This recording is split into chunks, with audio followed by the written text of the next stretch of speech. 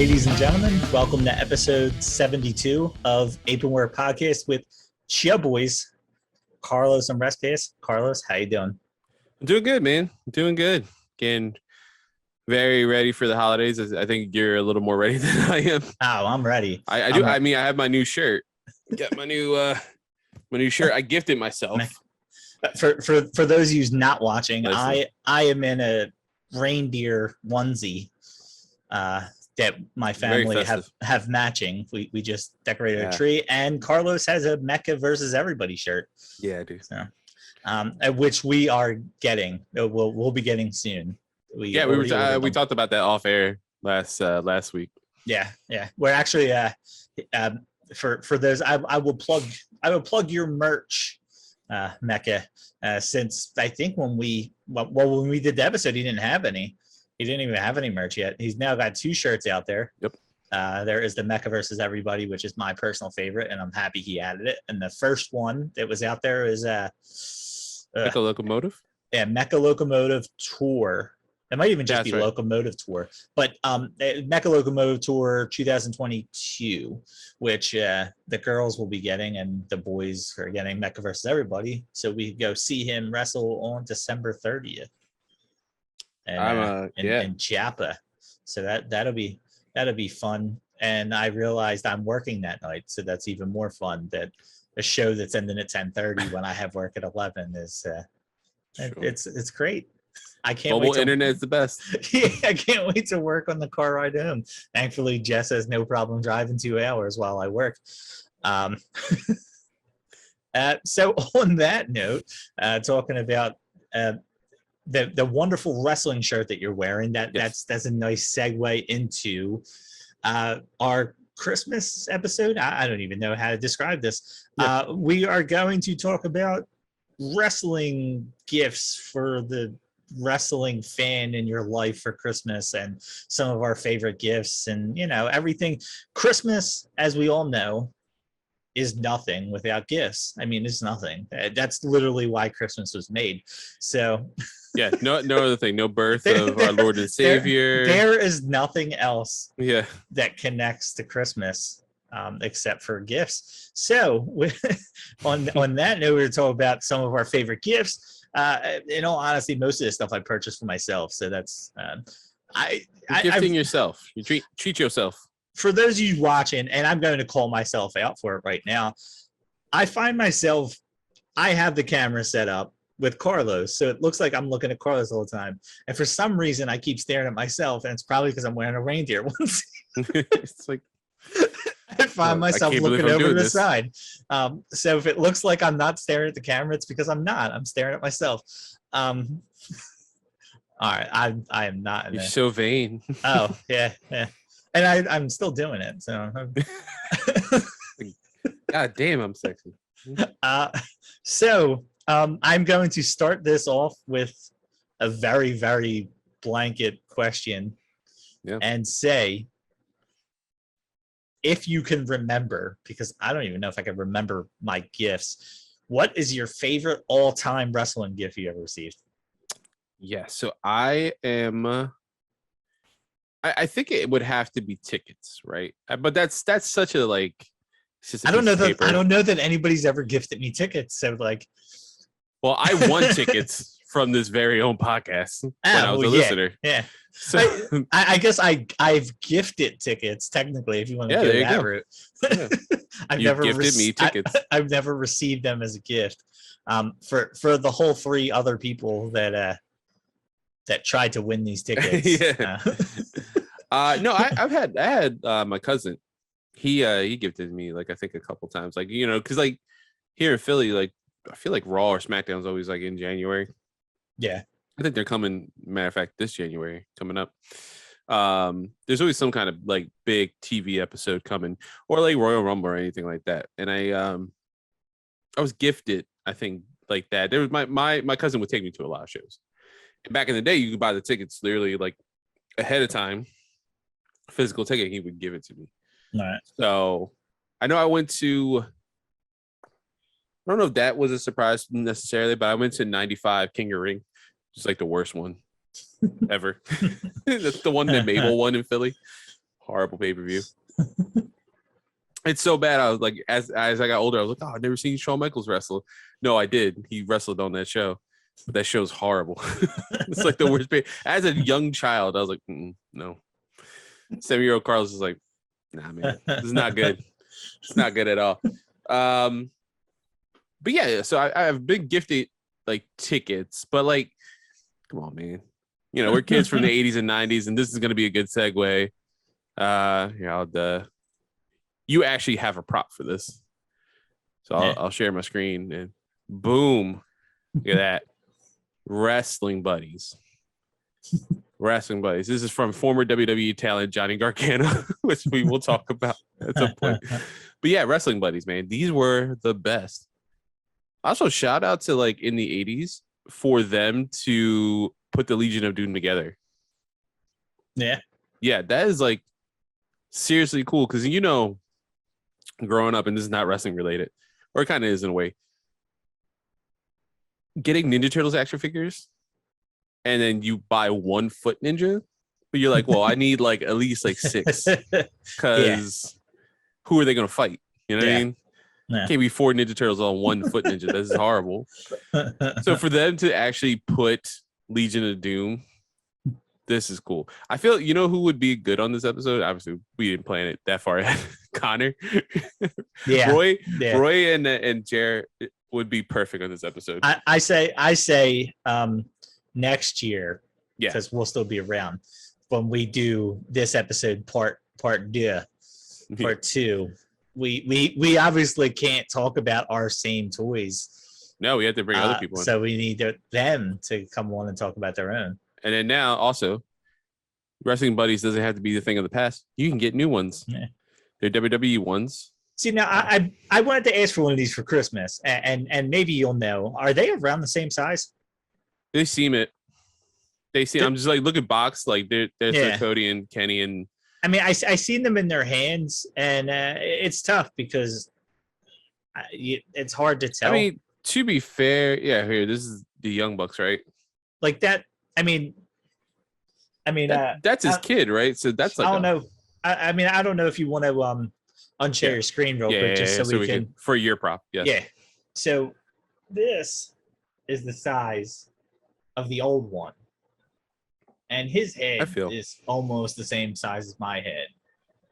Well, to be fair, that's all the steroids. From me. Oh. No. Sorry. But what I'm saying I thought we were talking about plush Hulk Hogan. Sorry. Like, and actually. It looks like he's about to say the N-word at any moment. Yeah. Hey, there's a good person. Macho King. So, those look like about the same size as his kid. Yeah. That's what I'm saying. They almost look like they're probably. Hey, it always happens, except this time I knocked it down. Yeah, it didn't fall on his own. I got to assume that not everybody watches it on YouTube. So what I have right now is the Wrestling Buddies. As I realize we're like, oh yeah, that's cool. Not only did Carlos show all the old Wrestling Buddies. Yeah, exactly. On his shared screen. I was like, yeah, we got this. As you're listening to a podcast, I should have been given the play-by-play what was happening. Yeah, so he shared a screen of all the original Wrestling Buddies. The WWF ones, yeah. Yes, so Legion of Doom, Big Boss Man. Who else do we have? Jake the Snake Roberts, Hulk Hogan, Macho King. Ted DiBiase. And I had the Ted DiBiase Ultimate Warrior. Well, I think... So I feel like everyone had the Ultimate Warrior. I didn't. I just showed you too. I had. Yeah, that's true. Yes. But you got the right ones. Well, yeah, I have the Macho King and Hulk Hogan. For those of you who did not see me put them in front of my face, I think, and I don't know if this is how it went down. Weren't they 2 sets? Like, what wasn't it like 2 series? Because I feel like the original ones was Hulk Hogan, Macho Man, DiBiase, and Ultimate Warrior. Like, they're like the 4 ones I feel like you see all the time. Yeah, that was probably all of it together. I mean, that was Gargano, so he probably purchased all of them together. And they all look like they came in the same type of boxes. So maybe the other ones were just harder to find. Well, here's the fun thing. I'm on. It seems like they're not out just yet, but on GameStop.com, listed we have Jazzwares AEW Wrestling Buddies Kenny Omega 18-inch plus. So that looks about 18 inches, right? Do you have a Well, ruler? I do. I just had a ruler here, and there we go. Yeah, look at that. Oh, that might be longer than 18, right? I mean, we're talking 24. Oh, okay. So, and I was gonna say it didn't look like it was uh, that much smaller, but they look Yeah, smaller. good. That's a good call though, because it is smaller. Yeah, and honestly, I don't know that I would want any of the four of them, and it's no knock on Darby Allin, um, or Luchasaurus or Kenny Omega. No. A little bit of knock on Cody, but I I want the don't one know. with the shitty neck tattoo. I don't know that any of them would be my go-to. Also, it's kind of weird that they have voices. I don't know if Do you they? noticed that. No. Yeah, they have voices now. Like, Okay. at least them. Like, wait, was Lex Luger a wrestling buddy? Or was that a custom? I was. It has to be a custom. Right? Yeah. Yeah, I think it has to be because I'm going through like photos right now. This doesn't like seem legit. Oh yeah. Wait, did and thank you. WCW have their own? I don't know, but thank you for sharing the screen because I just realized you just made my editing process a little bit more difficult. So thank you. You're welcome. You're welcome. There's going to be for those of you that already seen it pass, and Carlos will probably share a screen again for those who's watching on YouTube. I usually put the border around, and you see it now. You see the border. There will not be a single border. I'm not making a secondary border. When you share the screen, it's just going to be the screen, and then we'll go back to the border afterwards. But yeah, thank you for giving me extra work. You're like, it's my day off from like normal job. It's like, here's extra work. That's what I get for allowing you the ability to share the screen right before it started. I'm not saying don't do it again. You're more welcome to do it again. I just got to remember how many times you do it, so I know how many times I got to find it. Or you're going to see a random shared screen with the box that looks like. Well, at least once I kick off into my like holiday, what you should buy. That's not gonna. So we're not gonna stop. Yeah. So now I did not think about that. Okay. So which ones did you have as a kid? I think I had Warrior. Okay. Yeah, I'm pretty sure I had Warrior. So my mom betted on the guy who used a gay slur a lot. And you don't have it no more. I mean I don't. Yeah, no, I lost so many things in a robbery. Unfortunately, that's why I started thinking. Was like, yeah, you have props, and I was like, wait, all my stuff got stolen. That's why I buy shirts now. Yeah, actually, Jer, our old buddy Jer Culver, offered me money for them. I bet. And I said no. They were dirty at the time. Jess actually washed them, and I was worried. And they're like way cleaner than they ever were. Yeah. I don't know how she washed them. That's the other thing, probably gentle. I'm assuming. Yeah. But that's the other thing with like the AEW ones. They have like a voice box. So like, how do you clean that? Yeah. Kids are gross, man. You buy another one. You just keep buying new ones. Because kids are disgusting, man. Like if you've seen my son's like fire tablet is disgusting. Oh man. I don't know how how. I mean, I get like for Zoe, my daughter, it makes sense. She's 2. He's 4. Like he's starting to get like, oh, maybe I shouldn't eat above it. No, it's it's in the crevices. Now, I have a 7 and 9-year-old, and I can tell you it's only going to get worse. Except as they get older, they think it's funny to put like Play-Doh and stuff in the crevices. Like it's almost on purpose now. It's not. Oops, I just spilled ice cream on it. Let me smear it all over. Yeah, it almost kind of makes sense when they do that. I was like, well, therefore, that makes sense. Unfortunately, they're upgrading past fire tablets, and it's a scary thought because they barely take care of the fire tablets. Yeah, they have that rubber thing, which is like the best. Yeah. That's and I'm assuming. There you go, way off base. It's still Christmas. It's still gifts for those of you out there who have kids and want to get your kids a tablet. I'm assuming you got it the same way. You got the kids. Kids fire tablet that comes with like the year warranty or 2-year warranty or whatever, right? Yep. How many times have you used the warranty? No, actually, not once. Surprisingly, not once. I don't know how. And now I said that. How new were they? Like in the last year or so? Yeah, Connor's is about 2, and I think Zoe's is 1 Okay. year. We bought them probably when Liam and Summer around that age, and we had to send them back like oh no 6 times. It's nice because if you complain a little bit, they'll send it first. You know, because you're like, hey, my kid's going to be out their tablet because they have to send it and check it and stuff. So they'll just send a replacement. But I don't know. Please have mercy on me, sir. I don't know what version of the Fire tablet it was. You know what it was, and it was built incorrectly, and I think they fixed it since. Oh, okay. It was the charging port, and I'm thinking you made this for kids. Said, hey, buy it for your kid. What do you think they're going to do? They don't know how to put chargers in. It's gonna why they're gonna bend it around. And it's more like when they pull it out, they don't know how to pull it out, and it was coming loose inside. You know, like the little port inside, and it just. I'm always surprised they don't like just swing it around like a battle axe. Yeah, actually, to be fair, my daughter literally hours ago threw my son's water bottle directly in her face. So that was a fight I had earlier. Yeah, but now I think they make them a little bit better though, so that's at least good. I think we've only had to send one back in like the last 2 years, so. But it's nice to have that though, because it's the worry free. So there you go, a non-wrestling gift for those of you that have kids out there. Yeah.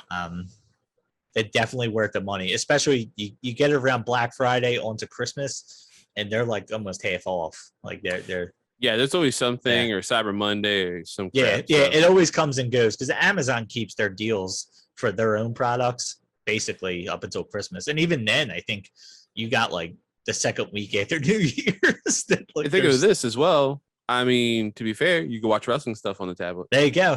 See, that's a nice. When the kids are done, you can log in your profile and watch us on YouTube, or listen to us on Amazon Music. Yeah. We are now finally. I've been dealing with them for a while. We're now finally on Pandora. Yeah, that was our last one we had to get on. We're everywhere now. We're worldwide. Actually, like the NWO. Liam asked me the other day. He said, "Can everybody see your videos or just us?" He didn't know if it was just private videos me and you were making, because sometimes.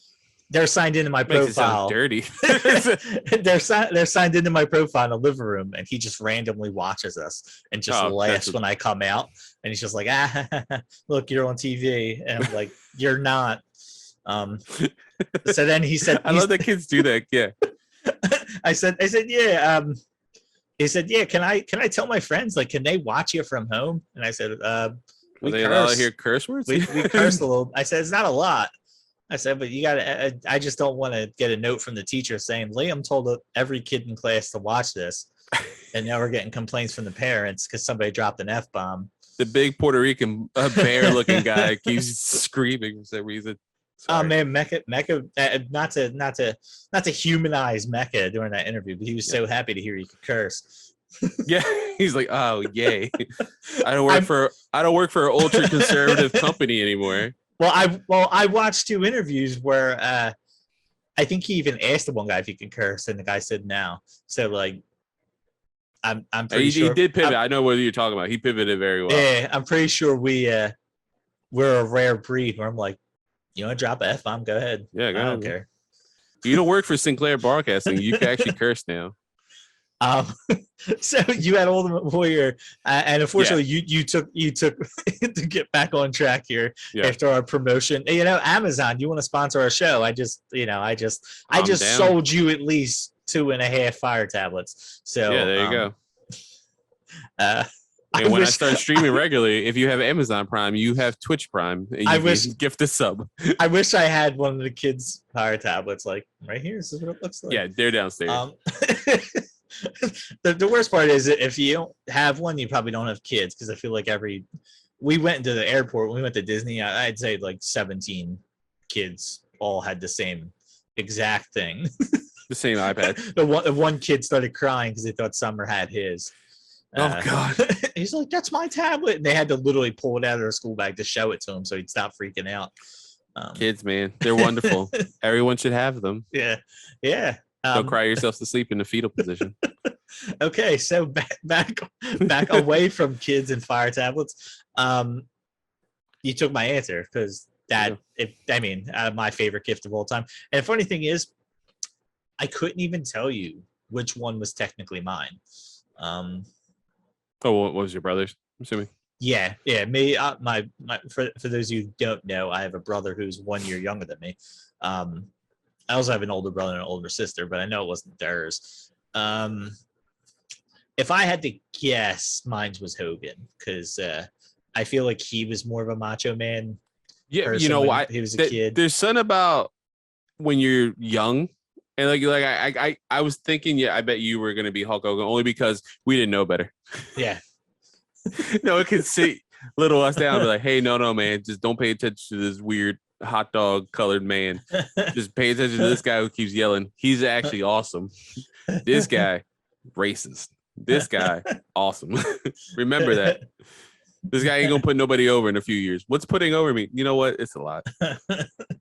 Yeah, I still remember Hogan against Flair because my dad was so old school and just loved Flair. Oh God, not like 92. And is that Right, WCW? The first time they wrestled WCW, that Gotcha. first pay-per-view. And it's one of those things that I grew up in the city. My dad, unless it hit 100 degrees, never put on the air conditioner. We had one air conditioner. It was in our living room. It had to hit 100. And I still have that vague memory of us sleeping downstairs. Like we had a hot box that we used to have to go up in their room, but there's no air conditioner. So it was so hot. And watch, it was probably the middle of winter when this happened, but still hot. Didn't matter. It had to have been summer purely because we were sleeping downstairs on a Sunday night. So we didn't have school. And I still remember the air conditioner on and stuff, but I remember he's just sitting there talking shit the whole time, telling us how Flair is so much better than Hogan. And he's we're like, not no. wrong. Now as an adult, I understand it, but as a kid, I'm like, nobody could beat Hogan. And then we got to laugh at them because there's no way they would let Flair beat Hogan. Oh, of course. That was me when growing up when Shawn Michaels had his second run. I remember watching pay-per-views with a room full of kids or something, and they were like, John Cena's the best. I'm like, John Cena sucks. See that guy right there with the really big widow's peak? That's the guy you should be watching. That guy's amazing. He's got a fuse back. Did you know this? Just start talking all right, mister, you're weird. You're weird, man. You know what? So I got the tickets to go see Mecca. I got to transition this a little bit. So we got the tickets to go see Mecca. It's the kids' first time ever seeing wrestling. So the in person. So the funny thing is Liam sitting there I'm going to go to a wrestling game. And I'm like, oh God, a wrestling game. Please don't say that out loud. Yeah. So he's telling his friend, I'm going to see a wrestling game. I'm going to see a wrestling game. Like, oh man. Please stop saying that by the time we get there. So then he goes, who's going to be there? I hope not John Cena. He sucks. And I'm like, that's great. John Cena doesn't wrestle. He goes, we have an appreciation of him in this house now. He's done a lot for the wrestling business. And then he goes, do you think the Undertaker will be there? And I said, what? Dude, you're too young to be remembering people that Undertaker probably has not wrestled regularly since before he was born. No, God. How are you asking for the Undertaker and John Cena? I just said we're going to see a guy that no knock on Mecca, and I'm not gonna. I mean, our show is huge. Let's be honest. We interviewed one person, and the guy main event is the guy that we're going to see. Yeah. I don't think Undertaker's coming out of retirement to come wrestle at the show. Yeah, it's I don't think they have the money for him. Your expectations are here. Yeah, you need it here, back to normal. Yeah, we're sitting second row, and we didn't have to get another mortgage on the house. So let's temper our expectations here. Thank God for indie shows. So we're getting matching shirts and we're going to cheer Mecca on. So there you go. Yeah.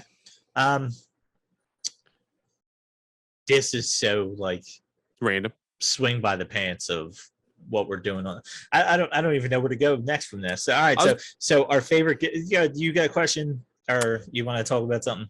Well, no, yeah, I was gonna pivot. This wasn't like something I was gifted, but something get by eventually, and then fond memories of our childhood, and as kind of goes hand in hand with Chris's. I'm gonna share my screen. Here we go. Oh god. Oh no, not again. All right, and don't worry, there's gonna be a big bar in the middle. That's it, right in the middle, right through the rock. That's right, ladies and gentlemen. This is the cover to most likely the best wrestling game ever, WWF No Mercy. See, we should. Well, no, it should be SmackDown, probably. we should have discussed a little bit because you know what? You're going to talk about it now. You bought this yourself, I'm assuming. Yeah, probably most likely with Christmas money. Yeah. Okay, so man. Okay, you could talk about this a little bit if you want to. I'm trying to remember. Yeah, absolutely. So this was from this is on the Nintendo 64. This is sold by THQ. One of the very first, I think THQ. I think this is the first THQ wrestling game. For WWF, they previously worked, I think, on WCW stuff. Am I correct? AKI is like who did the game engine, which is now going to be doing AEW's game. AEW, yeah. That's why I'm so excited for AEW's game. Ukes and them have been like kind of teaming up since the No Mercy days, moving forward, and then this turned into like SmackDown to SmackDown versus Raw, so forth and so forth. And now we have, WWE 2K, which, I think 2K19 was like the last good one, right? Well, there was no 21. Now the 2020 was like worse graphics than 19. It was weird. Yeah, it had to be 19 then because a friend of the show, a former co-host partner of mine, Mark Lindsay, he has a whole YouTube page, which is very interesting. I should show you RestPass. He does the creator wrestlers and stuff like that because it's so nuanced, that game. He recreates I think he's on the year 1993 in WCW, and he's rebooking it himself. And he does the commentary really well, really well done, actually. Cool. It's really cool. Has a lot of people following him. So that's really cool. Should shoot some of them our way. But, we don't do interest ramp anymore. So I see why he wouldn't. No, but yeah, No Mercy is where it started, at least for WWF fans. How about you, Respect? Did you ever play WCW versus NWO? Oh, yeah. Okay. I played that. I never owned it. I own No Mercy. 464, I was more WCW when it came to 64. Yeah. I think I'm trying to remember which one. I know everybody likes. Isn't Revenge the one that everybody goes nuts over? Yes. I think I liked World Tour better. And it had nothing to do with anything else other than I was gonna say you might as well. This is the cover for World Tour. Yeah, so World Tour I liked better because if I remember correctly, and maybe I'm probably going to describe Revenge, but World Tour, the thing I liked about it was one of those times where they had multiple colored outfits, and I think you can see it right there if you want to pull it up for people to see, where they show Ric Flair. Oh, that's a bad image. Here we go. Yeah, it is a bad image. So you see where it says change outfit. If I remember correctly, there was multiple colors. That's true. Yeah. That's true. And I don't DDP. Yeah. And it was cool because I think Rey Mysterio's in there. It was one of the first times that then you have all these random guys that you'd never even seen before. And maybe you could do that in Revenge too. Jeff Farmer. There's Jeff Farmer. NWO. I don't remember completely. But I feel like the World Tour one, I mean, I remember going to my one buddy's house that never watched wrestling, brought us over to watch a pay-per-view, and this is all we did was just play World Tour Revenge, whatever it was. Here we go. This is the roster right here for other leagues in the real life counterparts. That's pretty cool because then FMW is part of it. That's interesting. Oh, this guy. The guy who's in he's in WWF, right? Growing up. For our audio listeners, this guy, he has Japanese kanji all over. I clearly remember this, but but yeah, I mean, I loved the WCW games on 64. Funny enough, I feel like I own WWF No Mercy, but I feel like I played more WCW because like I would go to friends' houses and then we would play that. Well, right now I have Jess got me a 64 a couple years ago. Oh, okay. And I believe it's funny. I'm talking about World Tour. I believe we have Revenge. I went out and she got me GoldenEye. I think she got me GoldenEye, and then I went out and bought Revenge on my own, I believe. But as far as video games go, and that's what when we were talking about it, yep. I think World Tour can be had for like $7. Yeah, I was gonna say World Tour. I think go look for Revenge. Go for Revenge. I'm pretty sure that was like 20. I still feels low, right? Am I wrong? I mean, I guess possibly. Fair. Yeah, 13 looks okay. That's not bad.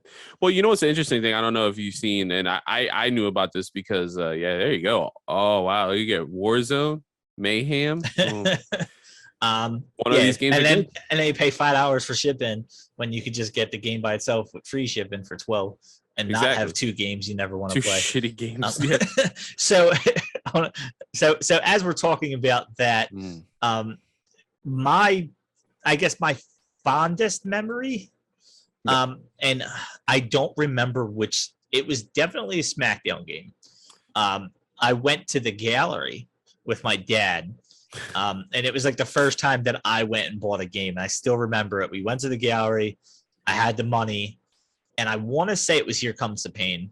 I don't remember off the top of my head, but I remember like thinking it was the coolest thing because I went and I bought it with my own money. Brock Lesnar on the cover? Yeah. Yeah, it's Here Comes the Pain then. I'm trying to look at the covers. I was trying to look at the covers, and I don't know. It's very possible it was the first one with Triple H on the front. The one that's got Triple H. Yeah, it looks like it is Shut Your Mouth. It was one or the other. I don't remember if thinking it was cool because it was the first SmackDown game or thinking it was cool because it was the first sequel to a SmackDown game. Yeah, this one. Shut Your Mouth. But I don't remember exactly which one it was. But I remember thinking it was the coolest thing. And I want to say it had that's where it had like the backstage where you go back and like you'd have to find a partner and you can like pick through a couple of those. That's right. Those games were like so much better than today's. Dude, it was like revolution, which is weird, right? Yeah. And oh god, this is hard. Here comes these hands. But no, thank you. The funny thing, and I want to say it's PlayStation 2, and the funny thing is, one of the other coolest games that I remember ever playing, man, I could not. It was a WCW game. I want to say it was Thunder. Did they make a WCW Thunder video game? Yeah, it's WCW Thunder.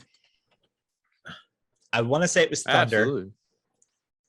And the cool thing about that was, and I want to see it because they're probably going to show it on here. Yeah, look, if you go down, there's an image, and they would say stuff, right? Yeah, you get to pick your wrestlers, and I think you press the button, and they would like say something like, DDP would end with bang at the end. They would just say stuff, and it was the coolest thing because they were actually talking to you on the screen. Look at Horse Hogan. Look at that. There we go. Yeah, red and black. You had the red and black. You had the white and black NWO. You had the WCW. You had the flock. You had the flock. Yeah. I think the Horsemen are one of the categories in there. So this is a fun fact. I don't know if you realize, but Raven is featured on like a lot of covers for WCW games. Mm-hmm. And this was told to me by Remy, former co-host. He said it's because like whoever worked at THQ or whatever was like a huge ECW fan, and then like followed Raven when he started watching WCW, and then obviously they start working on the game. He's like, yeah, I'm gonna put him on the cover on every game I can. So he was on the cover of so many games. And like, if you ever thought like, why is Raven on the cover here? It's like because this dude's a Raven fan. That's how hardcore is. That's the crazy thing though, because look at Thunder. Like, look who's on the cover. We have Goldberg, DDP, the Giant, and Hogan. And then what? Like probably a year after this game came out, Giant's gone. Yeah. And then look at the roster. Malenko gone.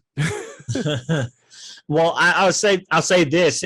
Talking of video games, and this could be any time in your life. Everybody had their go-tos, right? You had that guy you always went to.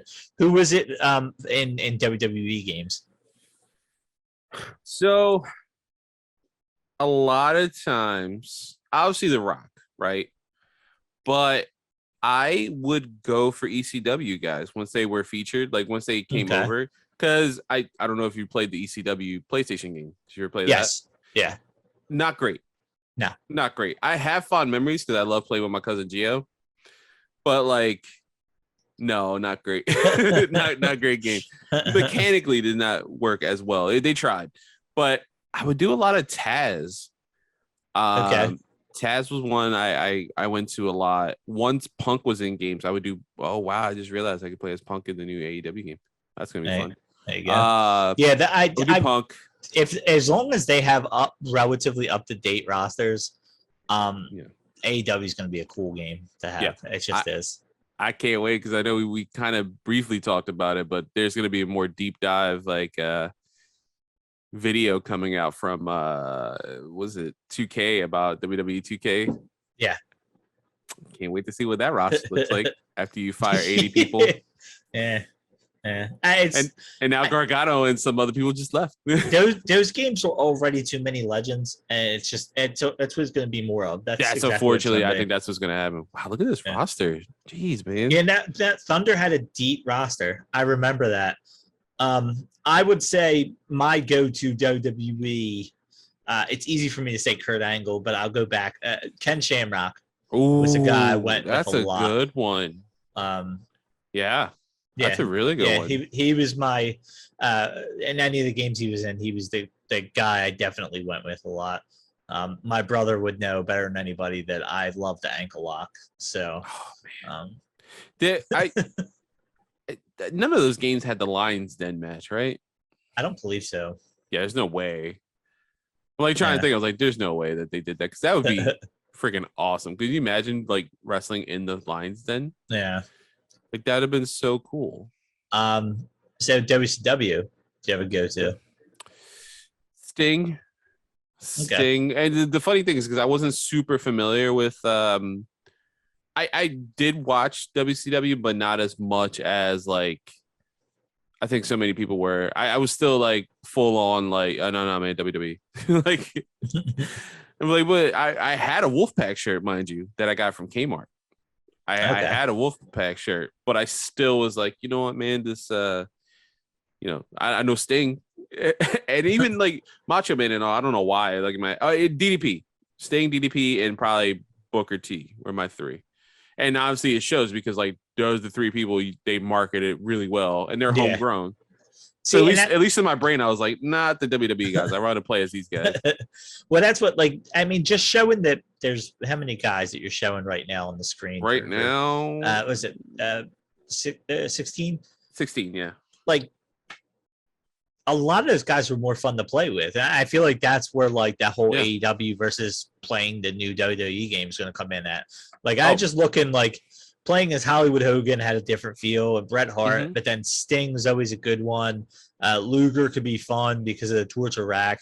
I don't think I was ever the Giant, but DDP, Raven, Saturn, Goldberg, Kevin Nash, Scott Hall was one of my favorites to play as. Even Kurt Hennig.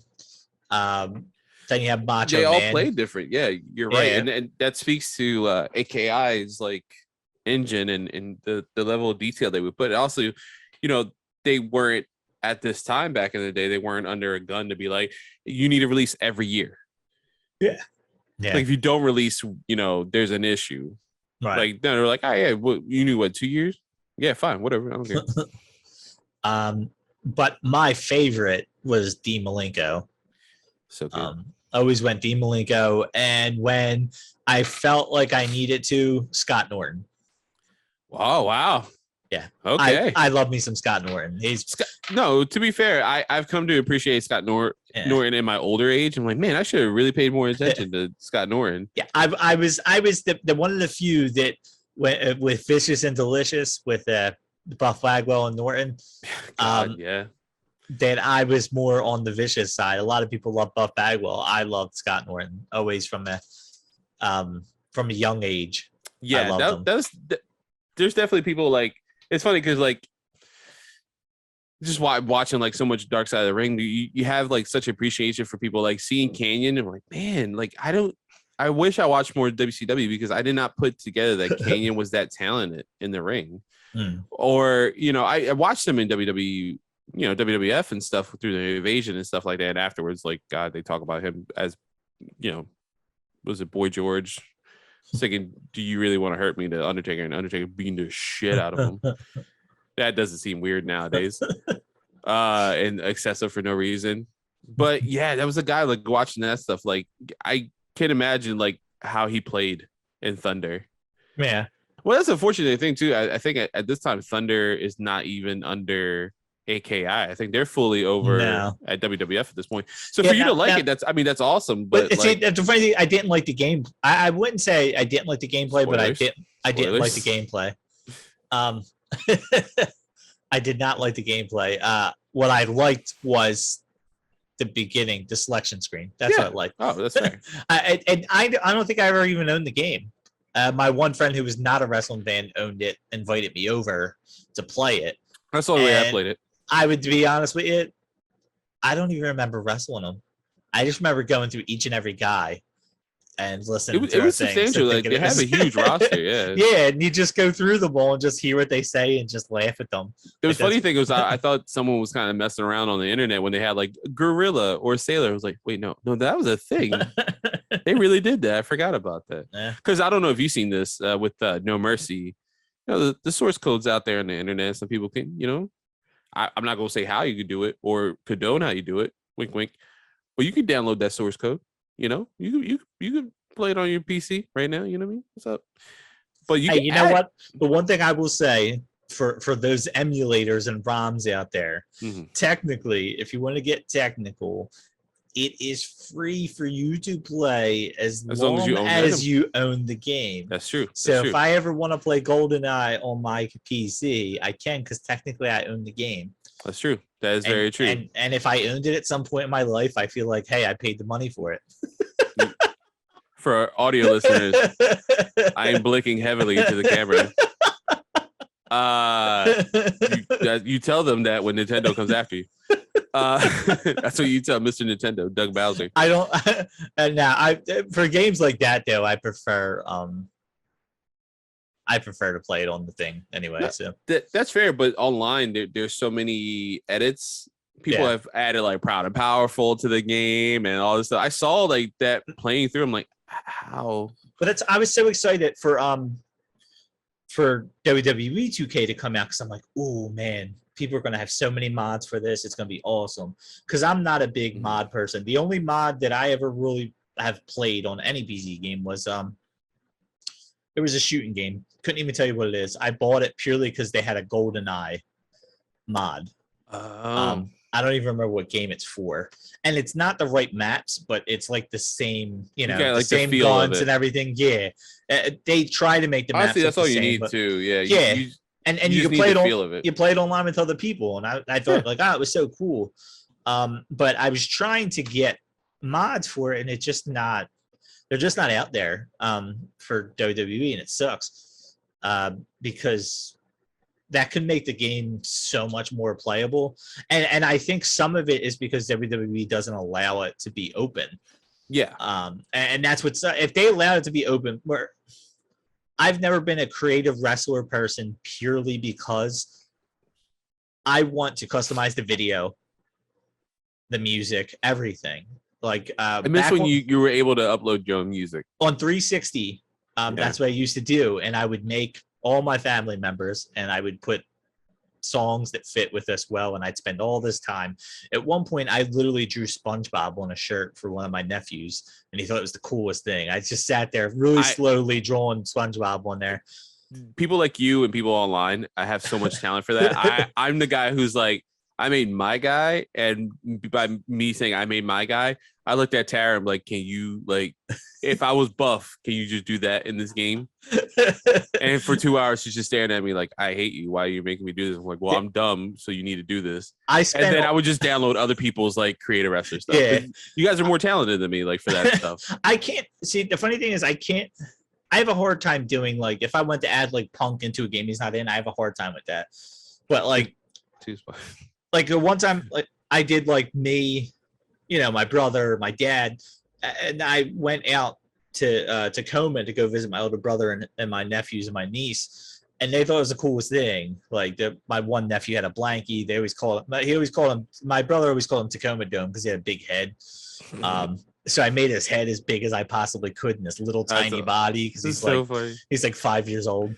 And it was the greatest thing because he was coming out to SpongeBob music, and he's just sitting there cracking up thinking it was wonderful, and we're doing Royal Rumbles with our own characters and just fighting each other. That era is so good, man. Yeah, they got rid of so much of it. They got rid of so much of the customized. It's so crazy to think that.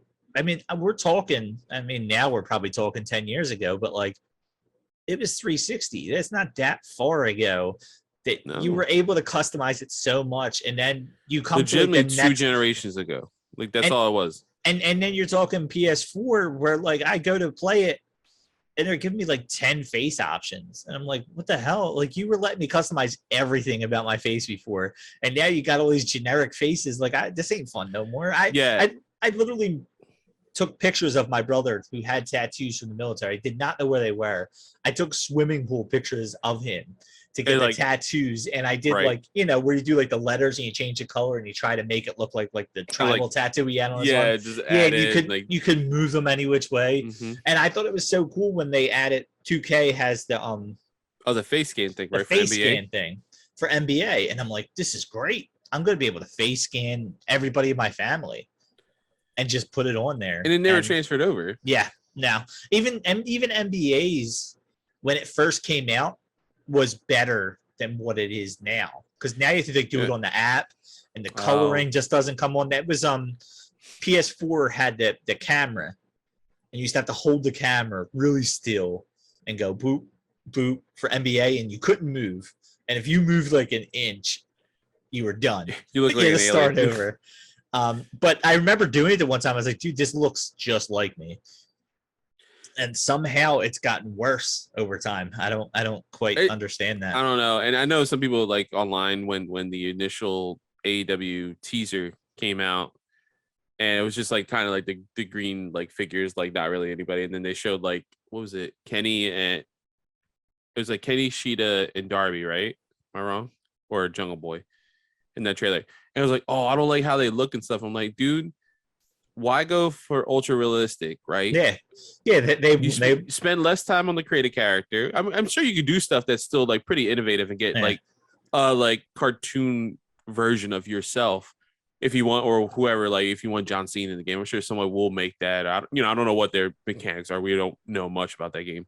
Right. But why not just go? It's more fun. It's probably easier for them. They're going for easy to play, hard to master, and I'm down for that. The only thing I could think of is so many people swear by Fire Pro Wrestling. Oh yeah, but they swear by and it's like a Nintendo graphics, but it's like Nintendo graphics. I mean, how are you going to complain? Because in reality, WWE, even at its best, does not look realistic. It just doesn't. It's hard. It's hard for any of those games when the guys' faces are moving. NBA, any of them. It's just real. At Madden, they're never going to be dead on, because when your faces are moving and you're running and all this other stuff's happening, it's just never going to look as realistic as people would like it to be. So now, instead of me saying McIntyre's face looks good, but why isn't his hair swaying to the left when I'm moving to the right, and critiquing every little thing about it, when you're just gonna be like, hey, they're meant to look this way. Yeah, they're meant to look. Everyone's supposed to look this way, and then everything's fun to play. That's gonna be the crux of it, right? It's fun to play.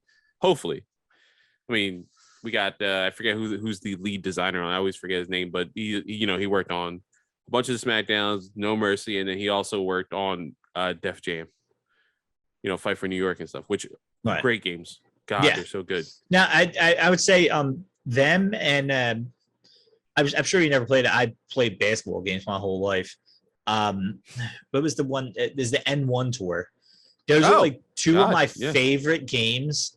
I don't even remember how many N1 tour games they made, but I still remember the one where you were a guy and you waited for them to come to your town, and if you beat them, then you jump on their team, and if somebody beats you, then it was like one of the coolest things. I know that's what the N1 tour technically was. Yeah, it really was. Yeah. That game didn't need to be more realistic. There's definitely someone younger. It's like the clothing line at Walmart. Like, no, I mean, yeah, but it was different. Like, there was videotapes. What's a videotape? Well, back in our day. But yeah, no, those are two of the coolest games. So as we're talking about wrestling games, I would suggest for you, we continue to give our suggestions. First of all, if you have a wrestling fan in your life, and right now we're recording on the 16th of December, this probably won't get out for, I'm not even looking at a watch. I don't know why I'm looking down. Probably till the 18th. I need a little bit of time to edit. So let's say this comes out on Saturday the 18th, because I have Spider-Man to watch tomorrow night. I really should go. So for those of you who are still looking for gifts, it might be hard, but definitely an old school wrestle buddy for your wrestling fan in your life. Yeah.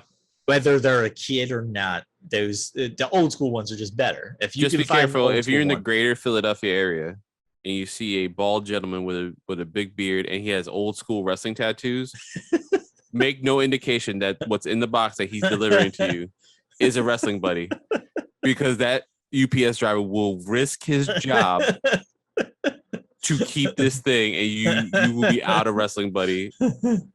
I think he did. Not gonna name names. I'm just saying, don't make any kind of contact. But oh yeah, thanks man for say whatever it is. Just pretend it's a dildo.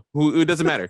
Just thanks for the giant dildo. I gotta go inside. It's like that feels like Mr. Perfect wrestling buddy from like 1990. Like, Jeremy, how do you know the size and weight of a Mr. Perfect wrestling buddy? I got the tattoo. Just make no indication. He will steal it. He will put his family out on the street for this wrestling buddy. Oh God. All right. So the other thing I was going to suggest before you came at Jer was don't get any of these new wrestling games. Screw all of them. No. Wait for AEW. I suggest you go out and get a 64 and get. There's only a handful of games that are worth getting for 64. Look it up. Probably WCW, NWO Revenge. Or if you still have a PS2, SmackDown versus Raw 2006, or Here Comes Pain. Yeah. Well, if the people are our age in your life. 64 has that nostalgia. So if you already have a 64, just find a wrestling game for it, because 64 is probably the greatest era of wrestling games. Yeah, that was the turnover. So, that was the piece that we can't do that anymore. That's racist. I forgot. Damn it. No white power. That's not what I'm saying. Oh man, can't even geese you. Not anymore, man. So now we're talking a bunch of eBay old school stuff. So for those of you out there, you're probably not getting in time for Christmas, but trust me, if the wrestling fan in your life knows that by January 2nd a wrestling buddy's coming, they'll forgive you. Just put a picture in an envelope. I mean, if I knew that's what I was getting, I'd say all right. I'd freak out. That's a cool gift. I know it's coming. So there's that. So I know you already mentioned it. So we will transition. We went from our favorite gift. Then we went to video games. So now we will transition here to wrestling shirts. And I only brought two with me that I own currently. But I will ask this before we get all into what you have and all that stuff. Your favorite wrestling shirt that you've ever owned? Ooh, my favorite wrestling shirt. So my favorite wrestling shirt of all time, and I don't know if I told this story on this show yet, was this is the craziest thing. So I bought day one. I bought SmackDown was coming to Philly. Batista was our champion. And I bought I think Animal Unleashed shirt. It was like a shirt and beanie combo. It was literally the same thing. And I literally walk in with my cousin Rafi. I hand him, like, I was like, here, I'll be back in a second. Go into the bathroom at the Wells Fargo Center. I guess whatever the hell it was called back then. Go in. I was like calling it the FU Center. Yeah, there you go. Yeah, it actually probably was at the time. Come out, just dress right completely. Change it to this new Batista shirt. Change it to the new Batista beanie. And Batista has to drop the belt. He got injured, and Kurt Angle ended up being our new champion by the end of the night, which was awesome. I mean, I've never seen a title change. That was the first time I've seen one. That was cool. But I'm telling you, man, this thing was, I don't know why, and I wore the hell out of it. That one, and then I got the original, CM Punk, kind of what he has now, but like the WWE version. Right. That white one. God, I love that thing so much too, man. That was a shirt I wore. I eventually got like a mustard stain on it, and I still wore it. I would just try to hide it as much as I can. But yeah, I wore the hell out of that shirt for so long. And I'm right now, I'm looking on. I'm like, is it here? Wow, I see no one having a photo of it. That's really weird. But yeah, this thing was awesome, man. I love this Batista shirt. I think I literally wore a hole into it at some point, and I was like, man, I guess I gotta get rid of it now. And then it transited to a sleep shirt. I wanted to see if I could find mine. It's weird. I was always a huge wrestling fan. I would say I don't remember owning many shirts. I know as I became a teenager, I was one of those people that I hated the fact that there was a big ass WWE or WWF or whatever, a big logo on that shirt showing off, because I always wanted to get a cool shirt, but I didn't want everybody to see that it was a wrestling shirt, if that makes sense. I don't know why, because everybody knew I loved wrestling. I guess it was like strangers. I didn't want to just walk down the street and everybody be like, so it was always a big picture of somebody. Yeah. I'm a big fan of the subtlety shirt, right? Even with my nerdy shirts, like I have some nerdy shirts that like are obviously, like I have one with Jason on it, but it's like he's stabbing, like he looks sad and stuff because it's not Friday the 13th, it's like Friday the 12th. It's like dumb shit like that. I have shirts like that, but I love the subtle, like, I don't know what this is. What is this specifically? Like I have one for it's not wrestling topic obviously, but I have one for Mass Effect. And it's just the N7 logo. But if you don't know Mass Effect, it's like, oh, this is just an N and the 7. Like, whatever. It's just a graphic tee. But I had somebody in a bar in West Philly. Like, I was literally going around to take a seat so I could get dinner. And some dude, like, gripped me up for a quick second. Mind you, I'm in West Philly. I don't care how. And yuppie West Philly. Not like, normal West Philly. Right. I was about to swing on this dude. He's like, hey, man. Nice shirt. I was like, oh yeah, thank you. Like I love those subtle shirts. Like I love the subtlety of it. And that's what I want to say. My earliest memory of having a shirt. Now I'm sure when I was a little kid, I'm sure I had shirts, but I had a Goldberg shirt from WCW, and I don't know if you remember it. It literally just said Goldberg in like gold letters, and in the back it said "Who's Next" with his tattoo. And I mean Goldberg from the hit film Santa Slay. Yes. It was not a hit film yet. Yeah, not yet. Let me see if I can. What did I just do? Oh.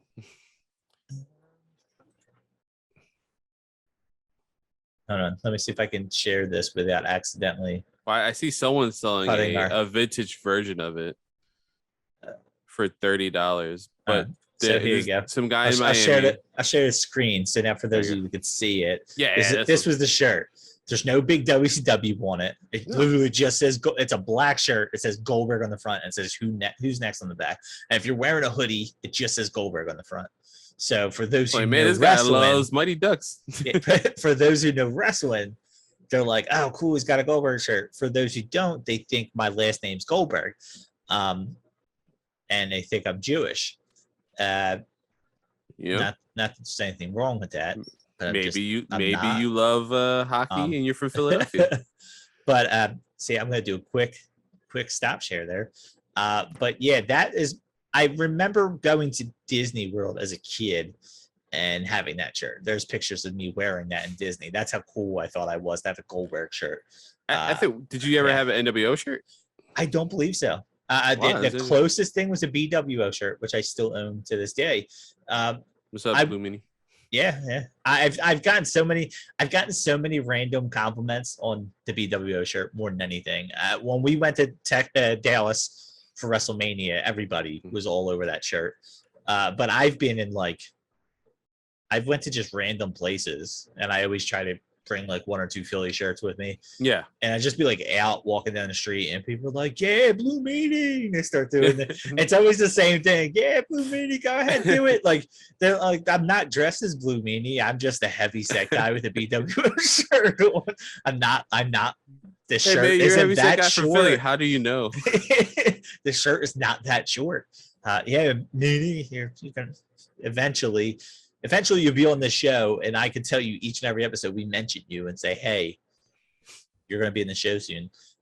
It's like Beetlejuice. If you mention them enough times, yeah. But now I want to say the first time I bought a wrestling shirt for myself, and this is going to sound crazy, right before we went to WrestleMania. Oh, I bought wrestling shirts for myself. I don't know that I ever, other than that Goldberg shirt, you know what? I owned a Wolfpack shirt, I believe, that had like Kevin Nash. It had the pictures of them on it. Oh, okay. I had straight up just the NWO. Yeah, I never had the actual one. I believe I don't even think I asked for it. I think somebody bought it for me. I do remember having that. I want to say it was like, it had like the red face paint Sting and Kevin Nash, and I forget who it was in the background. Conan.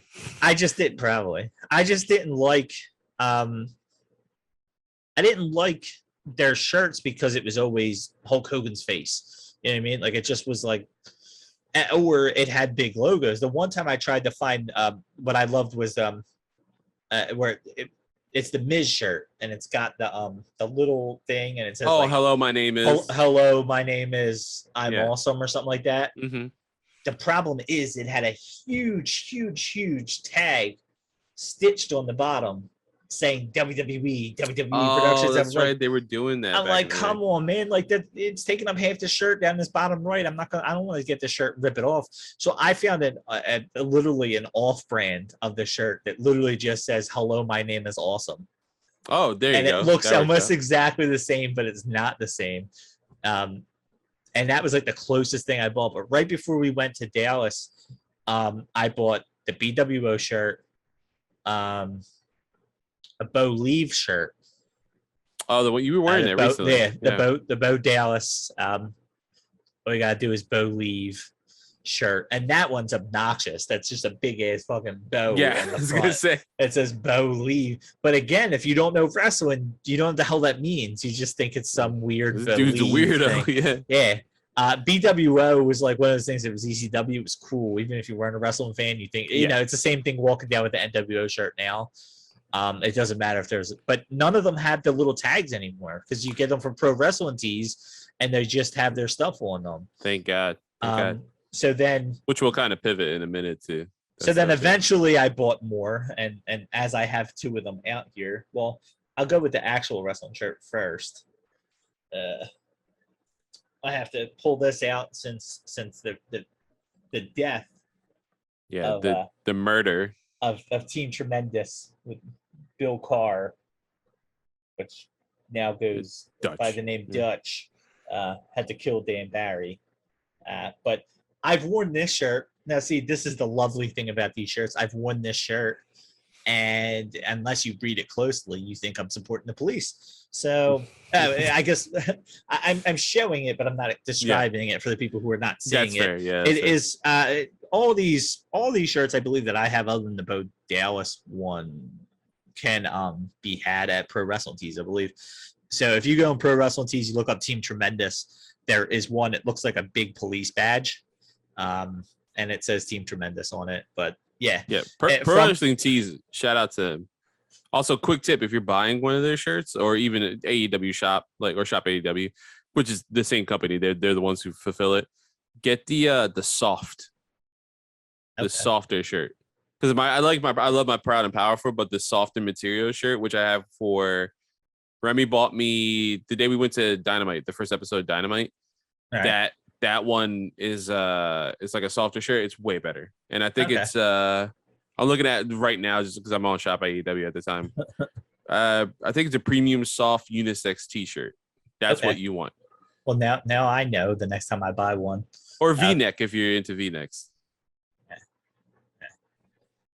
And onesies if you're in the onesies. Yeah, there you go. But yeah, Shop AEW. I mean, you can find anybody, anything in there. Now, I mean, Johnny Gargano has a new store you can check out.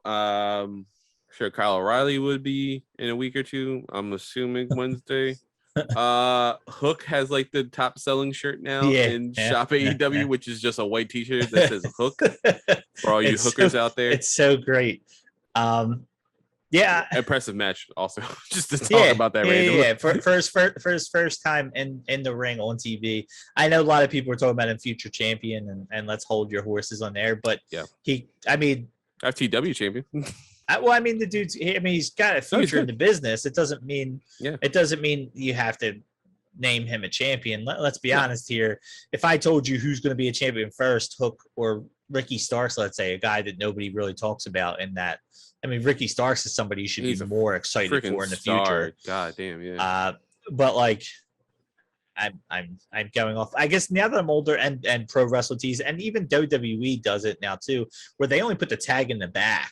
Yeah, you don't have that big lump there anymore, and it makes it a little bit easier because I don't want to. And all AEW shirts have like it's like this small, like legitimately this small. That says AEW on it, unless it's I have the AEW shirt.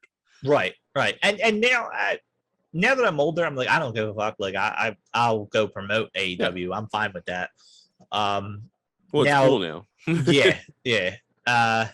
Like I never owned like an Austin shirt, never owned a Rock shirt. Like I'm trying to think of all like the cool ones. The cool ones to own when we were younger, I guess. Like I said, NWO, you would think I would have. I had a Wolfpack shirt with faces on it. But it wasn't the red and black NWO shirt. Yeah, it was weird. I don't remember having too many wrestling shirts growing up, and then it wasn't until that the Batista is the Lee shirt. I believe that's the first one I bought. I believe my brother had DDP, but I didn't. But yeah, I bought. Yeah, cool. I think I bought Bo Leave and BWO right before we went to Dallas. I came back and I eventually was like, "Ooh, I want more." You know, because it starts a thing, Yeah. So then I bought Team Tremendous. I eventually bought The Fiend, where I missed out on the first batch that the Firefly Funhouse first batch, and the second one came out and it was red and it had the characters all cartoony on it. Oh, okay. And I was like, dude, this is so cool. I don't even care because if you don't know wrestling, you just think it's some like weird strange puppet show. Cartoon puppet show. So like, I don't care. This looks cool. So I got that, and then I eventually found this little number. Yeah. There we go. For those of you at home, Bullet Club is, I guess, if you're listening to this, you probably know wrestling. If you don't, a Bullet Club is this generation's NWO, I guess. Yeah. They basically based it a lot off NWO. You know, every time they even had the Too Sweet. Yeah. It traveled across multiple companies. Every time somebody came in, they seemed to be joining and leaving. You know, you have some of the top guys now, you know, Adam Cole, Finn Balor, Cody Rose, AJ Styles, Hangman Young Bucks, Hangman, Kenny Omega, all these guys at some point were and they're still going. Bullet Club's still a thing. Jay White's their leader. Yeah. So the shirt I just showed, for those of you who didn't see it, it says the Gritty Club, and it's got Gritty, the Flyers mascot, on it. And I found that on one of those websites where you're pretty sure they stole your identity. Yeah. Mm-hmm. But I got the shirt I wanted. That's actually why I do not have a DX shirt with Joel Embiid, because they were an even shadier websites, and I'm pretty sure they asked me to send my birth certificate for it. So give money to like a Nigerian prince. I'm like, I'm all right. But I'm okay. Now that I'm older, I mean, I almost bought that Punk shirt when he first came back. Yeah. But I wanted it with the black around the neck. When they started selling it without the black around it, I almost bought it. I got onto it to buy it, where everybody had problems. I did get onto it, and I was like, because it was cool that Punk came back, but I wouldn't necessarily call myself a Punk fan per se. So I'm like, am I literally just getting this because he came back and there's a shirt, or because I'm going to wear it? And I'm trying to see the availability. Oh no, it's still just a white collar. It's still the white. Yeah, I think they stopped making the black. They actually, if I'm going to get a shirt, a lot of the, and again, I wish they made it, and I apologize to any of you out there, because I'm such like, I did not mention that I had a hot box where that I played emulators of games. I did not mention that at all. Wink. But one of the websites has CM Punk, the logo from WWE, and it's his the pipe bomb in words. And you see it in lettering. You can see the thing around it. Yeah. It's one of those secondary sites that's selling it, and I wish it was Pro Wrestling Tees so I can support. But the cool shirt's a cool shirt, and I always wanted the Stephen Amell Bullet Club shirt. Because also Stephen Amell, actor Stephen Amell, is technically a member of the Bullet Club. It's a vigilante club, so it's him with the bow and arrow, like because he's the Green Arrow.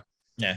And it's that and like the domino mask and all. I was like, oh, I want that. I saw actually someone when we went to I saw the Gritty Club shirt like 3 times when we went to AEW, and I saw one vigilante club.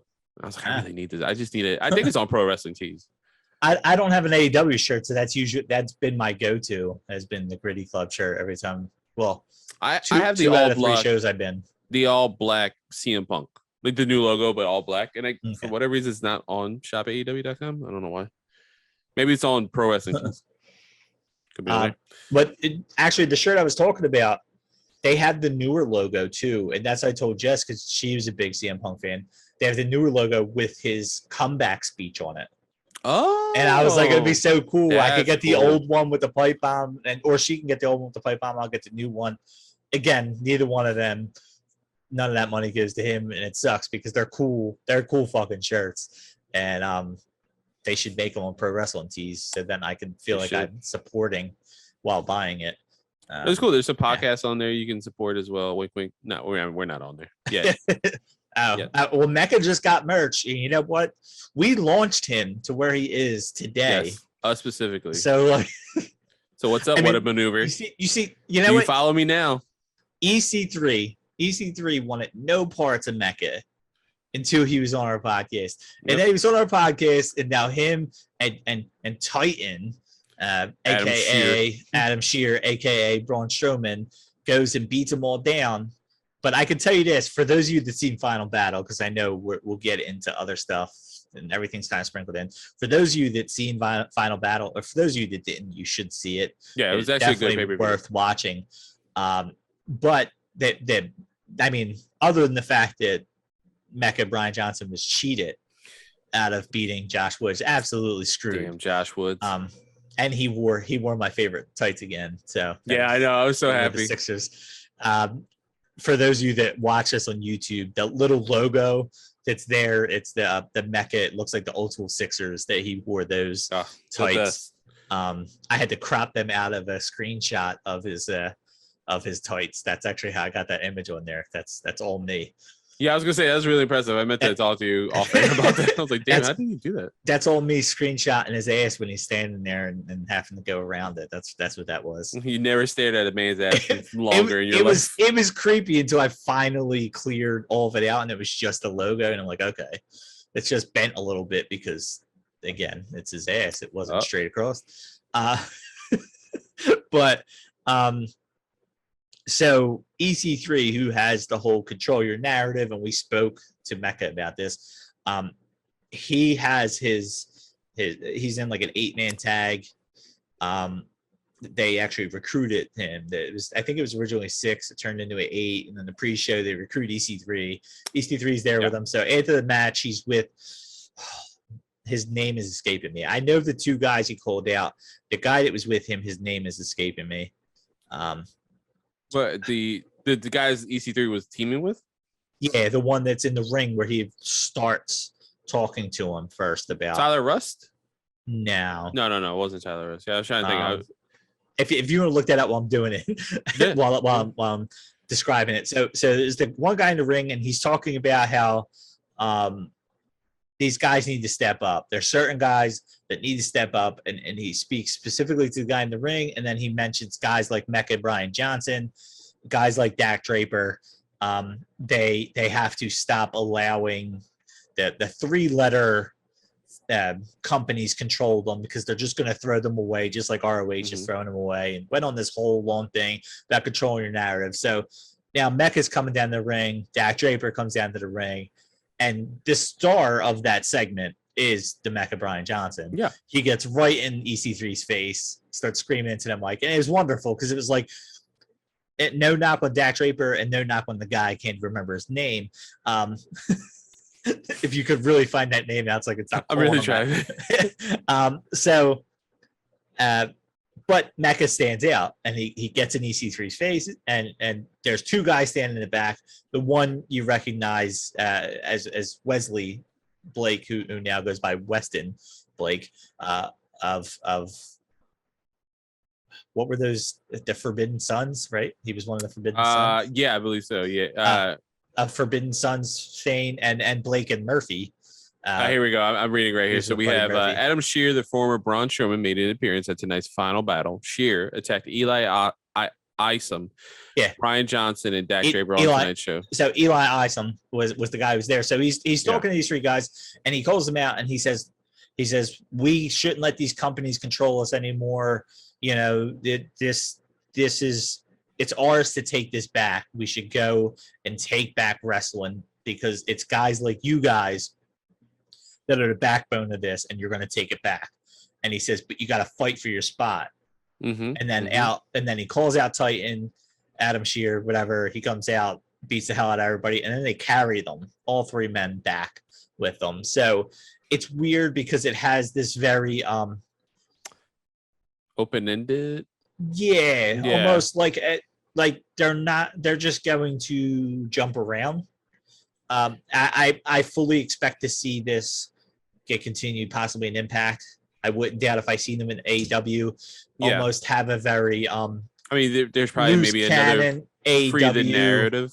Yeah, and I'm sure that'll lead to it. I had high hopes until I seen everybody else, because I don't know who the other guy was that was out there with Blake. But I was like, ooh, we call that Mecca, and maybe they fight a 3-way for a spot in their group. And I think the latest I seen was Karrion Kross is with them now too. Oh, okay. I think I don't know if it was a person edited it. I really should do research before I start throwing shit out there. But there was a picture where it was Adam Shear, Karrion Kross, and EC3 all standing there in front of it. So from the sounds of it, it's going to be some type of like traveling NWO, which I think sounds cool. Yeah.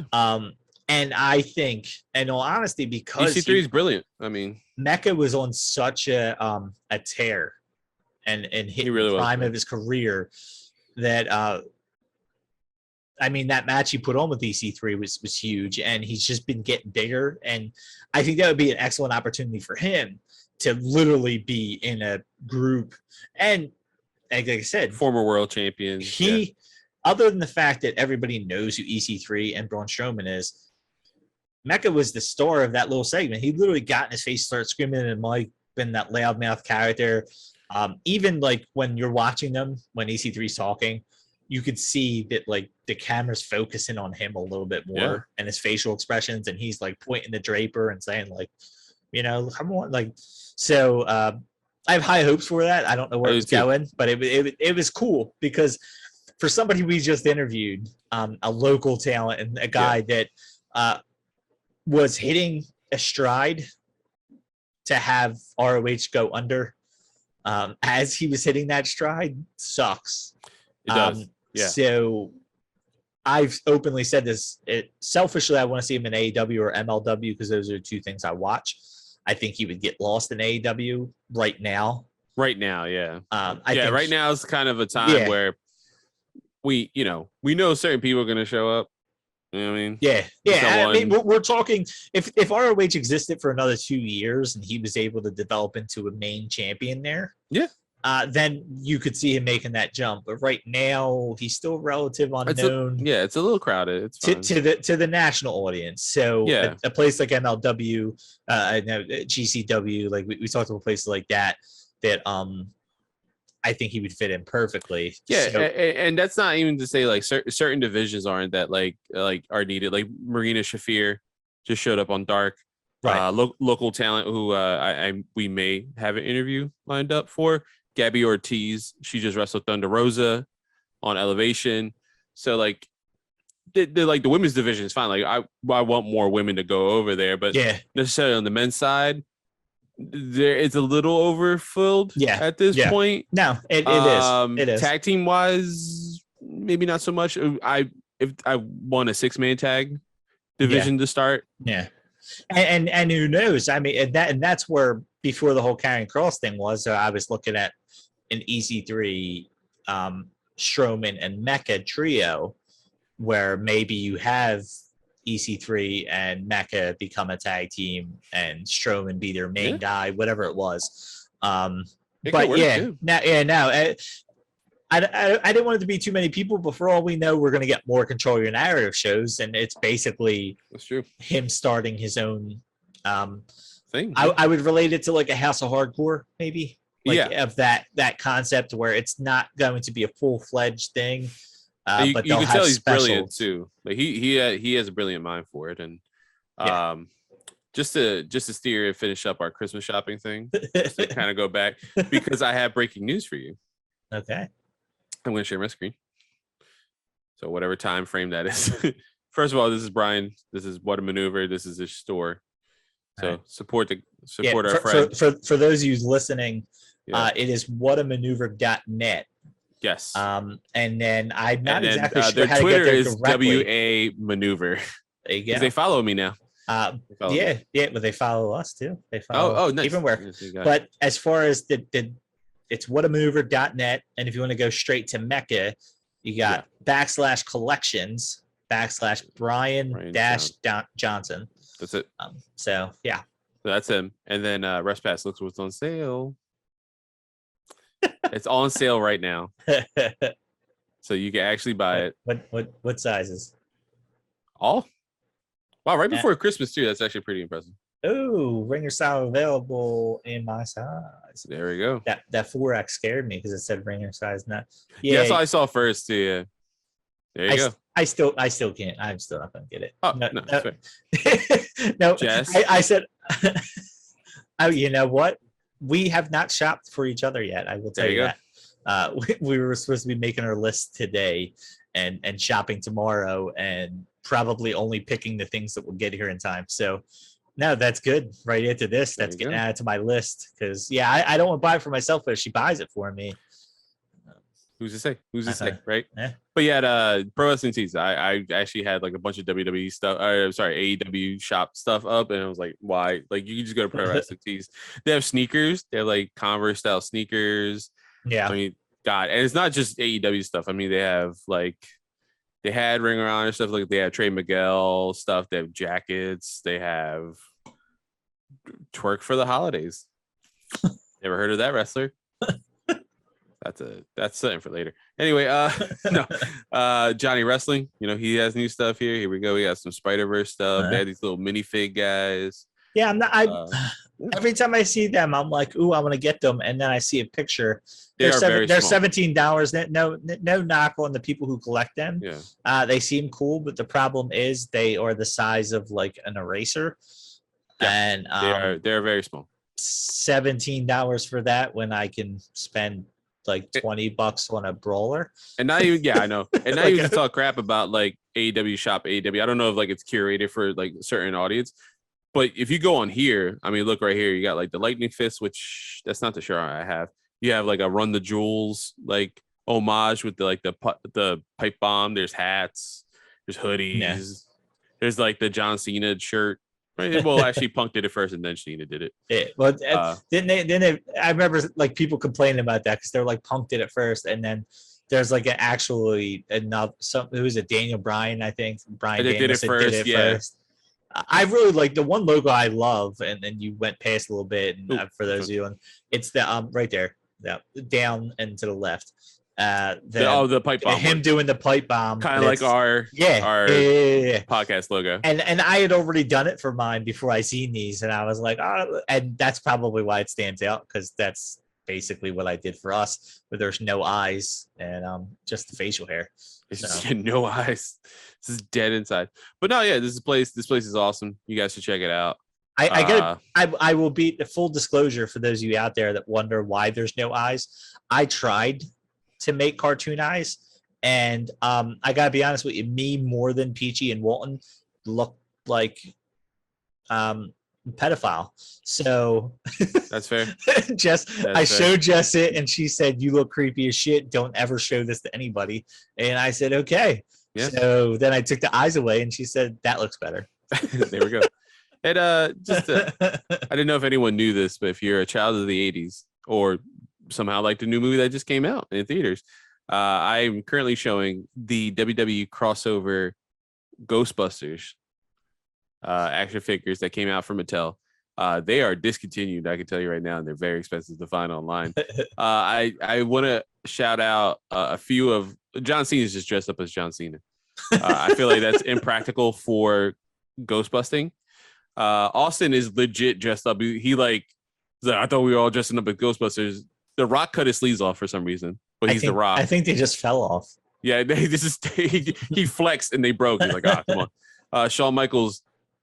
He's wearing his gear too. Let's be honest here. I mean, the top is technically not, but he's got his Heartbreak Kid pants on. So. Exactly. Yeah. So and then Undertaker's a ghost. Good. So yeah. I love both wrestling and Ghostbusters, so this is also perfect. There's also Ninja Turtles. Ninja Turtles Ghostbuster crossover that my brain broke on like all these. I never bought them. I want them. Right. And then if you're also a child of the 80s, there's He-Man crossover WWE figures. I saw these at Walmart recently. This is Bret Hart, obviously. They come with like little cool like things. Look at Sting. Look how cool Sting looks. I mean, that's probably discontinued because he's with AEW now. But these look like those old school figures, like WCW figures we had growing up. This is the New Day. As if you're a fan of He-Man, many faces, and so there's like a thing, and his head would change. So all three members, that's cool, of the New Day is just the head switches over. So that's Kofi. That one's the coolest one so far. Yeah. So if you're a big New Day fan, you can actually there's like it's 1 and 3 or 3 and 1. Yeah. There's Goldberg here. I believe that's Stephanie McMahon, Ultimate Warrior, about to say the N-word or the gay slur. And Kane just looks awesome. Kane looks so cool, man. These figures are so cool. This is like the battle arena, which Terror Claws, Triple H. Okay. And the most unseeable man in the universe, John Cena. I'm sure someone who loves like He-Man our age was like, oh, you get John Cena figures. Like, you know what? You can go F yourself. This is stupid. Rey Mysterio fits really well in the He-Man universe, as you can tell. That's a cool comic art as well. Andre the Giant, we got Sergeant Slaughter, Junkyard Dog. This is really, now I'm saying this, I feel like Jeremy's gonna be listening, be like, where do I buy this? Where and how? Finn Balor has one. That's really cool. There's the Kane one up close. He's got a metal armor. I didn't see that. Yeah, the Kane was pretty cool. In the other one, he had a very I assumed the gun was like he was just holding it in his hand. I realized he had a metal hand. And I thought that he had a gun hand. Like what the hell is the name? Mega Man. Oh, like a blaster. Yeah. Here's the Fiend. There you go. This one's hard to find. Trust me. I was looking. So we were talking. But yeah, so there's a whole I like the heel and hate thing on his gauntlets. Man, they dropped the ball on Wyndham Rotunda. God, Yeah, yeah. And then this is just some cool stuff I was looking at. There's, if we're still in the pandemic because it won't go away. AEW has masks. So does Pro Wrestling Tees. They have more plethora of masks because they have other wrestlers. But I also take this time to say Dark Order. I still haven't got my mask. I signed up when entrance ramp started and still have not got my mask. Want to join? You can get some figures on Shop AEW. They have the LJN for people who grew up in the early 90s. This is like kind of like old school, like do you remember like the rubber toys almost? Right. But like they're like, it's just that style. Yeah, so they have that. You can buy some of these on AEW. I had a whole bunch of them. One of those rivaled. I asked for Christmas too. I won an MJF with the scarf. That was the LJN one. They had one. Oh, I didn't even. Know that. not LJN. The just rivals. In general. Oh yeah. I want Proud and the Powerful. Rivals Collector one. I asked for. It's just the MJF. He's got the scarf on. I know what you're talking about. Yeah. If I could find any of those, I want the Tommaso Ciampa. The one where he's in the crutch. Yes, I know exactly what you're talking about. Yeah, that one I have not been able to find under X amount of dollars. And honestly, for something I'm just going to display in my office, I won't spend past a certain amount, and people want too much for them. And that's fair. And for our Uber fans here, I currently have up on Shop AEW. They have memorabilia stuff. So there's like chairs. You get free shipping. Of course, they better give me free shipping. I'm paying $300 for a chair. You get autographs, signed autographs, and stuff like that. Is this the one that they just started? And maybe this isn't it. I know they just started that partnership with Topps, with right? Is it Topps or is it? They do have cards now. Is it the other card company? Whatever company they're with. They just opened a memorabilia thing where it's got signed photos of like the top guys. Yeah, that's right. I totally forgot. I just saw that thing recently as well. Yeah. The weird thing on the official like Shop AEW, I know they have the replica belt, but are they not selling that regularly? Or was that like a limited thing for? Like, I don't know. We're unlike WWE, they have DVDs you can buy. Yes. For those of you out there buying gifts for somebody who you think you want to start a DVD collection of WWE stuff, go back on that. Stop. Yeah, because I wouldn't. Because they're not they have stopped selling. Yeah. These are the Chucks I was talking about. I don't know I think these are also on Pro Wrestling Tees, obviously, but these are pretty cool, man. They're like custom, like Chuck Taylors, basically. We're not Chuck Taylors.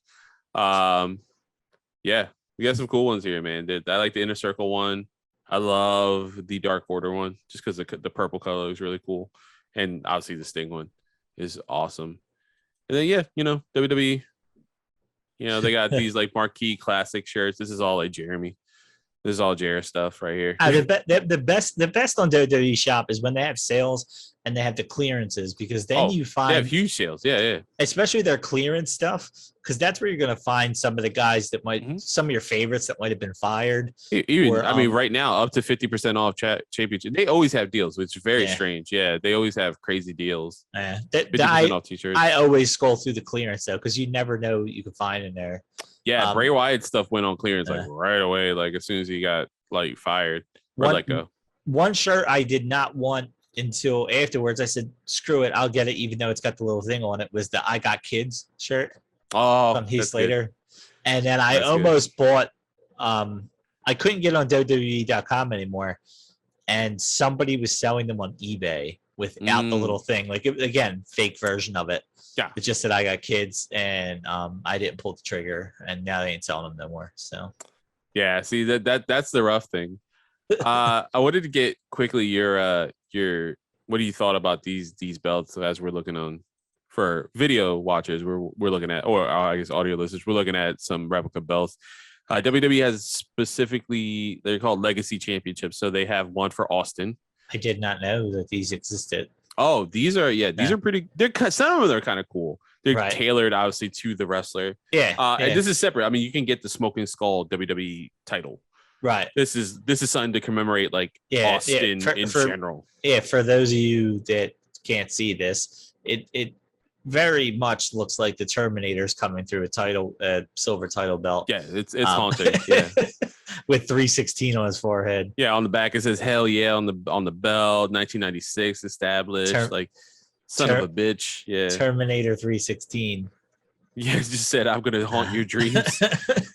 These are dumb expensive because it's $900. Yeah. I was gonna say they don't sell the Fiends anymore, but the custom like mask belt that he had when he was Universal Champion, they were selling that for a while, and it was made out of like real leather. It had to be custom made by like Tom Savini's company in like correlation with WWE. That was like $700. I thought the actual ones were like a crazier number. Like I'm saying in the thousands. Surprisingly, no. They seem pretty cheap. Because I remember somebody showing when they first came out. Yeah, they were dumb expensive back in the day. Yeah, and so when it first came out, I want to say it was something like that is real. I thought it was Orange Cassidy. No, God, no. This is John Cena's for audio listeners. John Cena Spinner WWE Championship replica belt. It is orange. It actually spins, which is horrible. It says your champ is here.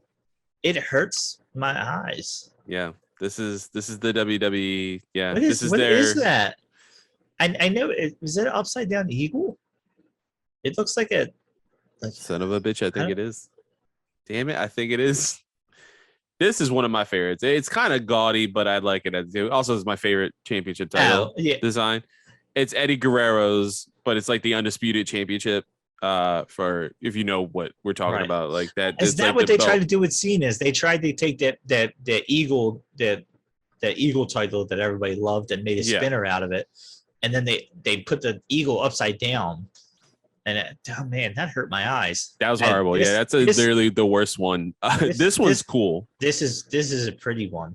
Yeah, this one kind of honors like Eddie and his crazy tights and stuff. This one makes a little more sense than the ones that I think they're commemorative titles. I think they're called. See, that John Cena U.S. title, like I'd prefer. I would get that. I have like I had happy feelings of it. Yeah, I think I had. Oh, so these are commemorative titles. So these are a little cheaper made. They're 150. Right. Then Legacy. Oh, here this one. Okay. This one actually is nice. So this is the Macho Man Randy Savage. $700. Jared's buying it right now. You can Klarna it. Pay 4 payments of $109 every 4 weeks. Or every 2 weeks. Sorry, I gotta use Klarna all the time. We're not sponsored by them yet. But it's just Macho Man. It's really cool. It has like Macho King on the side. It's got like this. Like it's got the inside sunglasses. Yeah, it says dig it. Yeah, man. This is cool. And then inside the case had the Macho. Is it the Macho King? Macho King on the side, and then on the case. Oh, it comes with glasses. Yeah, it comes with glasses and like a thing. The case is set up like glasses too. Yep, it's purple. Like a glasses case. It's got That's what the case looks. Oh, that is awesome. Yeah, this is so cool. I've never spent a lot of money on any of belts, no replicas, no nothing, right? The one thing I would always say that if I were to ever spend money on the belt, I want not the WWE, the original ECW, and it's only if I'm going to get signatures on it. Like I would want to go get live signatures from some guys from ECW. Gotcha. Yeah.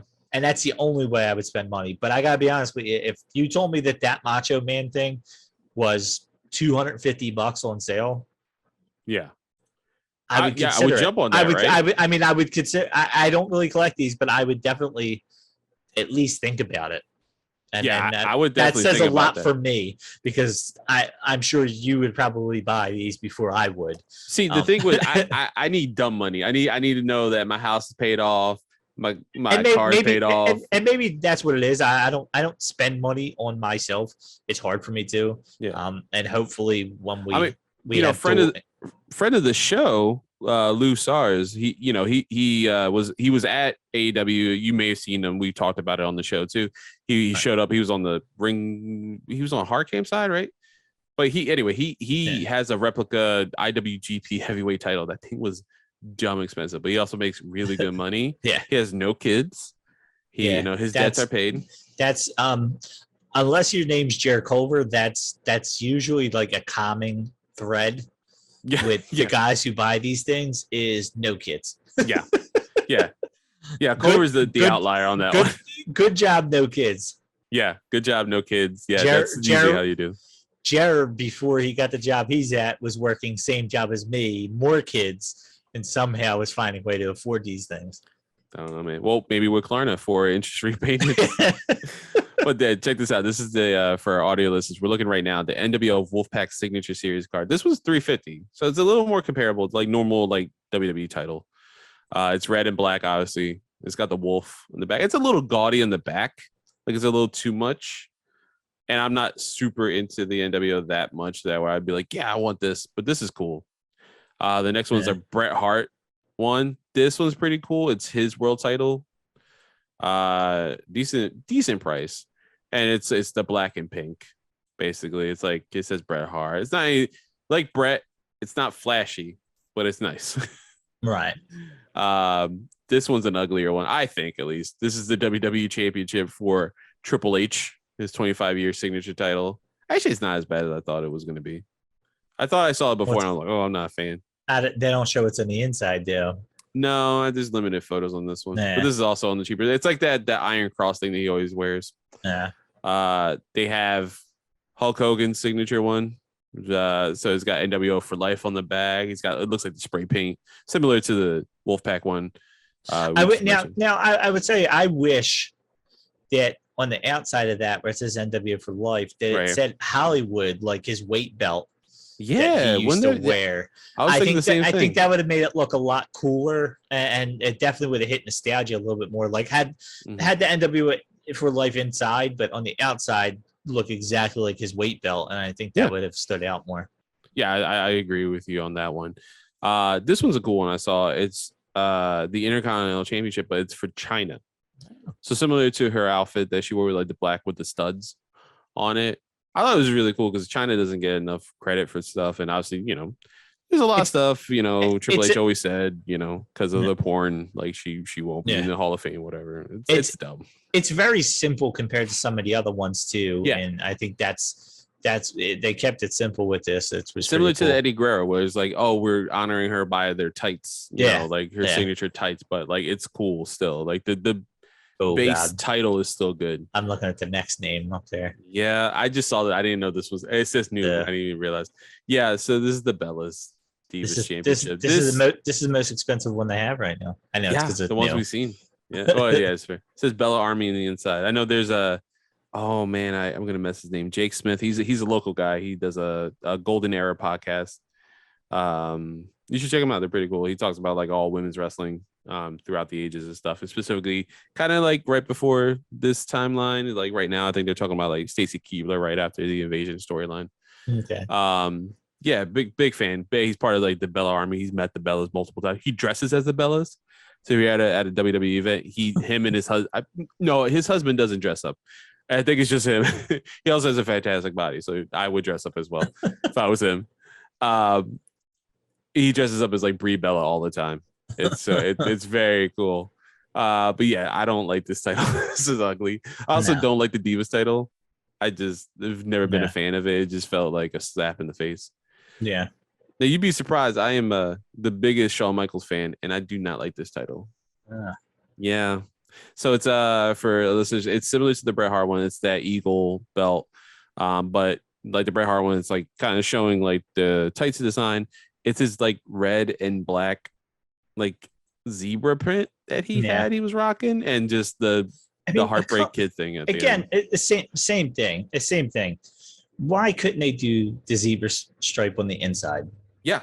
And and on the outside, maybe just put but look, if you look at the image right before that you're on right now, where it shows the strap, like you can leave the little S sword with the heart in it and the little hearts on the side. You can leave all them on there, just leave it all black and just have those logos on the inside have that design. Yeah, and it makes it a billion times better looking. Because even the NWO belt is red base, but the inside's like NWO for life, the Too Sweet, the Wolfpack. I mean, for those of you out there that need to find somebody, this is not for them. As a Shawn Michaels fan, I'd be like, "Nah, I'm good, thank you." Yeah. These are the type of titles. Honestly, most of them are ugly. You need to like, find like a Yokozuna one or something like that. Like you need to get stuff for wrestlers that people are huge fans of that don't usually have merch. Yeah, because that's why that Macho Man one is so special. You throw a Mr. Perfect one in here, Jared buys it tomorrow. Yeah. You know what I mean? Because you're just not finding common. I mean, this one, the Hulk Hogan one we're looking at, it's the same thing. I'd prefer it to be black with the yellow and red on the inside, and keep on the back it says Running Wild, or even just cut it at a certain point. But I don't know. I don't need the outside of the belt to be that ugly. Yeah, and the other thing too with Shawn Michaels, like they're doing tights, right? There's better tights you could have picked for Shawn Michaels. I don't know, like the white one, like the white and black he was wearing the night he won the WWE title. Yeah, like that would have been better. DX colors would have been better. A DX belt would have been cool. Something like that. This is cool, and I know Nick from Entrance Ram was a big fan. He almost bought this like the second I showed him this. Is Mankind Signature Series Championship belt. This one's cool. This one, I think, where we were talking about, it comes with Sacco. Where we were talking about, does it come in Sacco? I guess the Sacco is big enough. Is big enough, the case. No, it is. I think it's the holder for it, because the Bella's title also had like a holder for it. Like a Bella Strong or Bella or whatever. If you look at the very last picture, it'll show that. Yeah. Oh, have a nice day. Nice day. It's like engraved in it. For those of you who can't see this, the Mankind title, it's like the leather mask that he wears. It's kind of made out of that color. Yeah. And then it's got the two kind of straps all the way around the front. Sacco's on the other side. Yeah. No, this one's cool. This one's cool. And it comes in a big Sacco as the case for it. Yeah, this one's cool. This is actually a decent one. I'll give it to that one. And then I like this one. Razor Ramon. You know why? It's because it's not so busy on the front. No, it's purple, but you're not seeing a bunch of yellow. Yeah. You see it as you get to the sides, and that's when you finally get into the change. Subtle, and then right on the back is crazy. Back is supposed to be crazy. That's where it should be busy. Right where it's busy. This is the perfect place to be busy. This is one of the better ones. Yep, and it's that classic. Wait a second. Go up 2 images. This one. Is that actual toothpicks in there? You could hold them in there.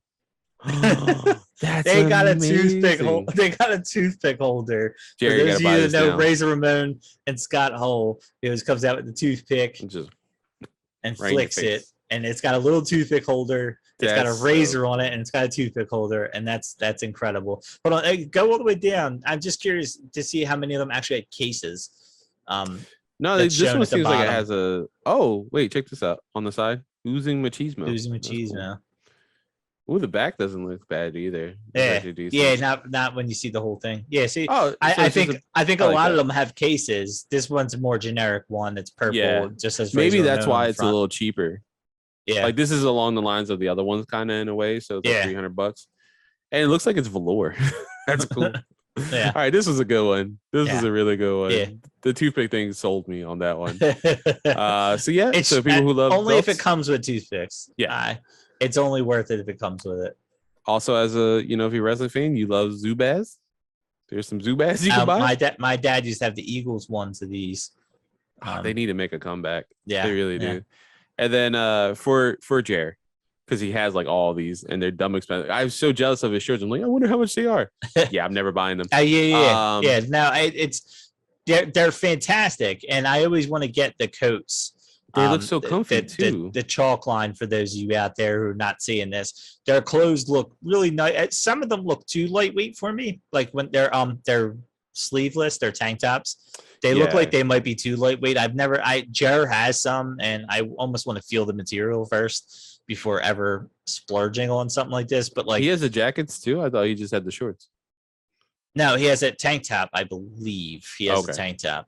Well, we'll talk about more of this. Obviously, this is like kind of a preview for next year's Christmas when we talk about this, because he'll be on the episode. Yes, but they have awesome stuff, and they're like, I guess you could say gaudy.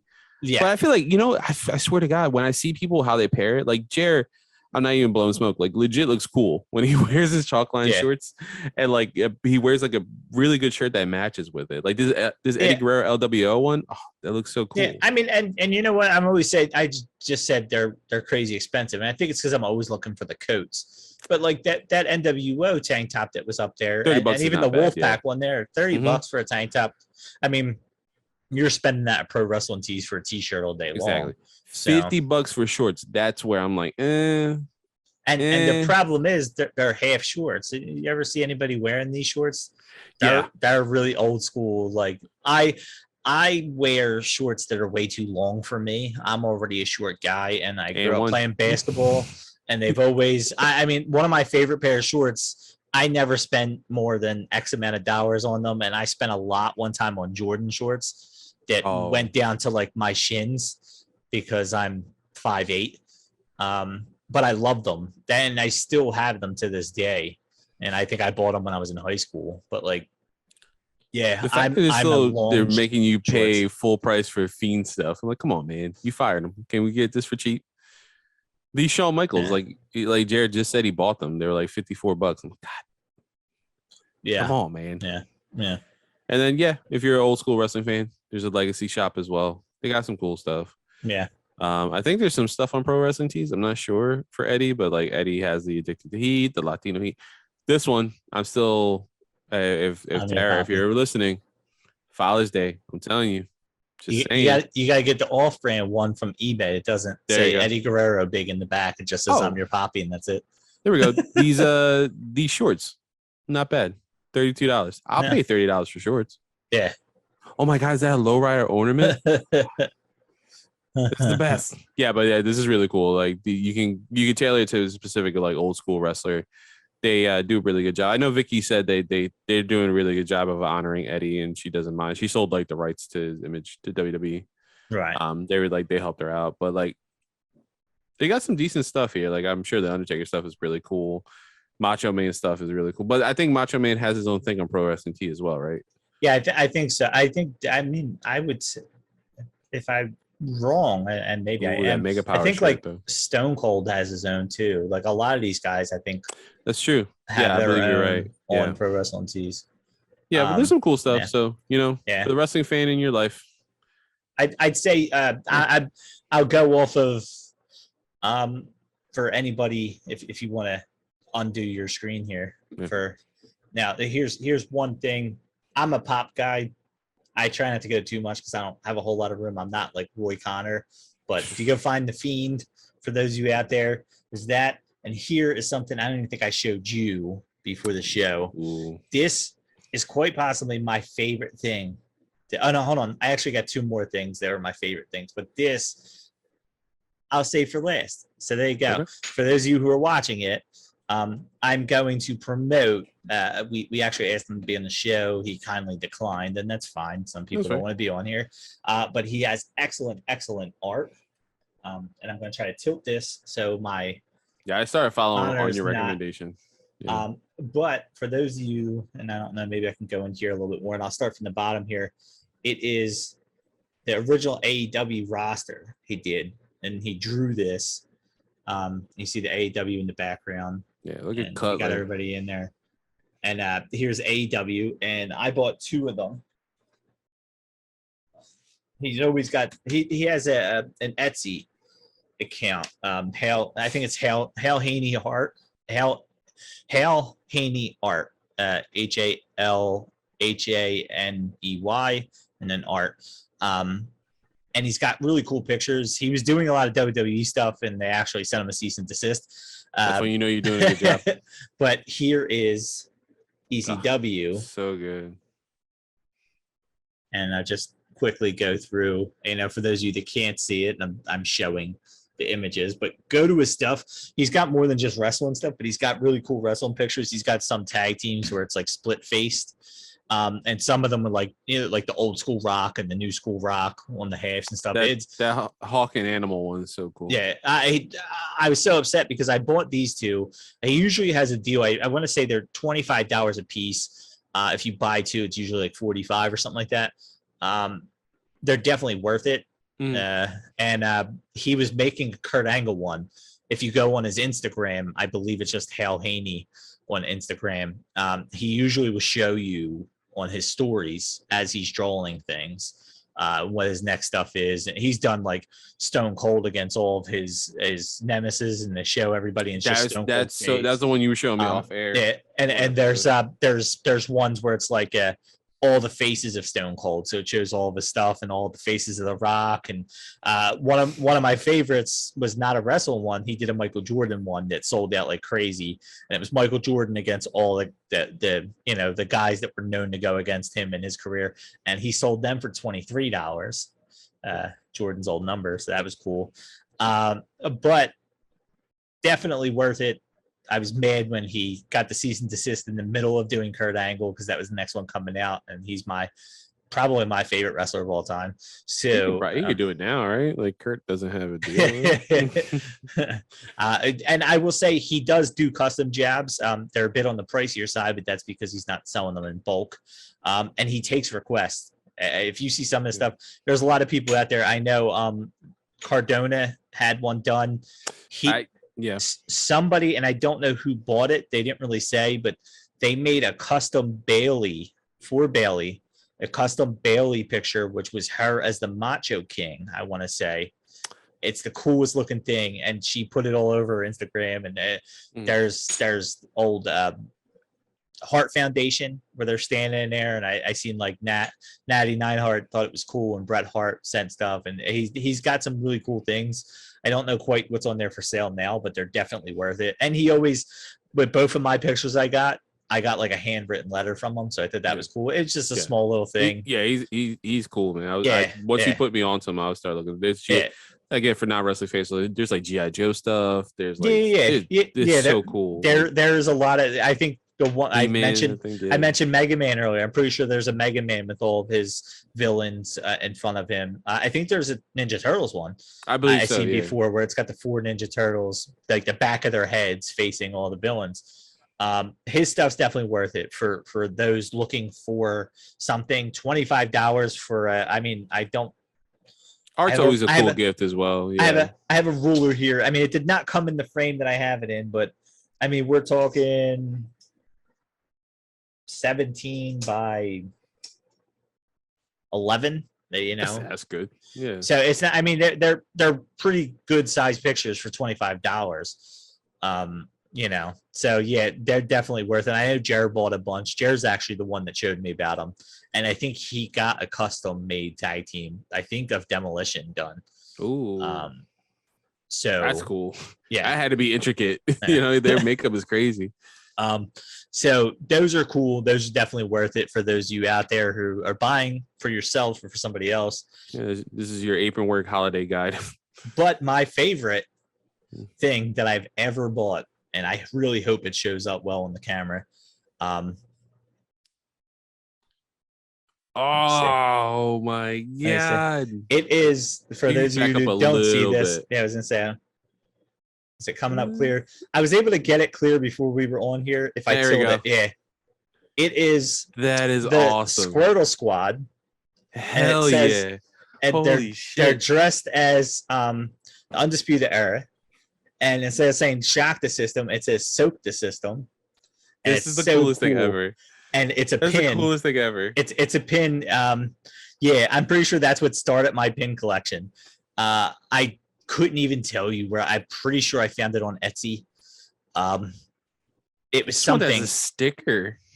That's so cool. It's one of my favorite Pokemon. And it's solid too. I mean, if anybody were able to find this, and if I can find it, anybody, I mean, for those you listen, if I can find where I got it, I'll definitely post it. One of the coolest things for those of you Pokemon / wrestling fans out there.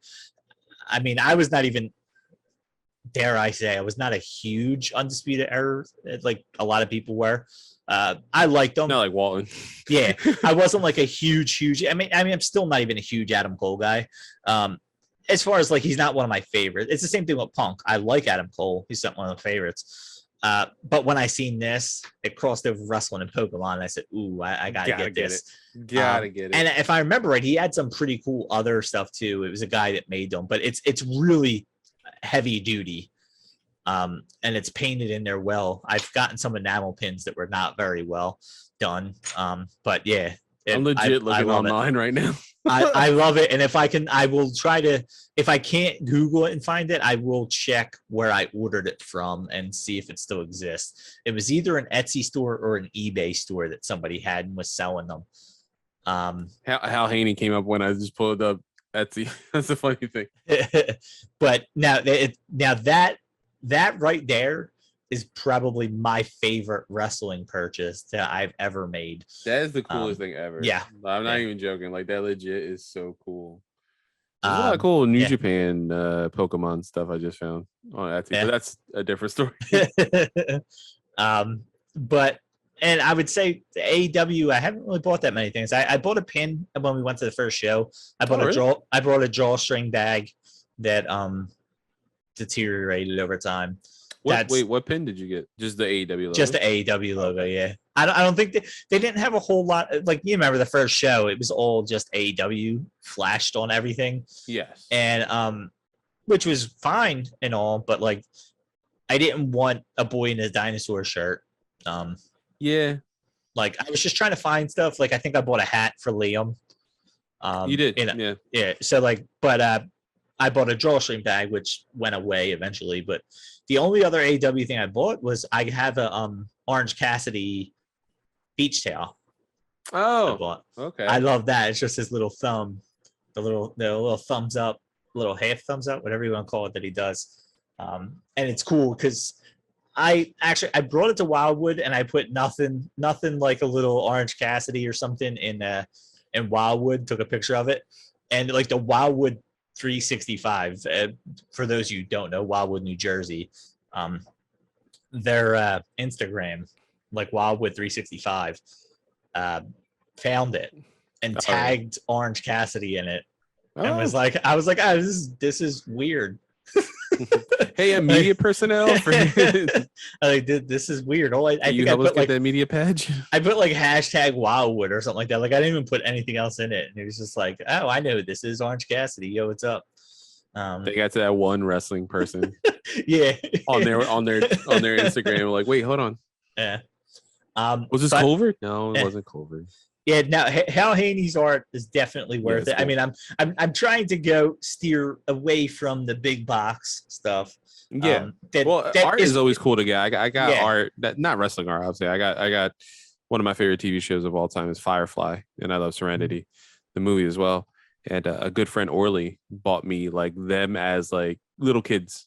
It's really cute art, and like like the pilot's playing with like a plush like Serenity ship and stuff like that. It's really cool.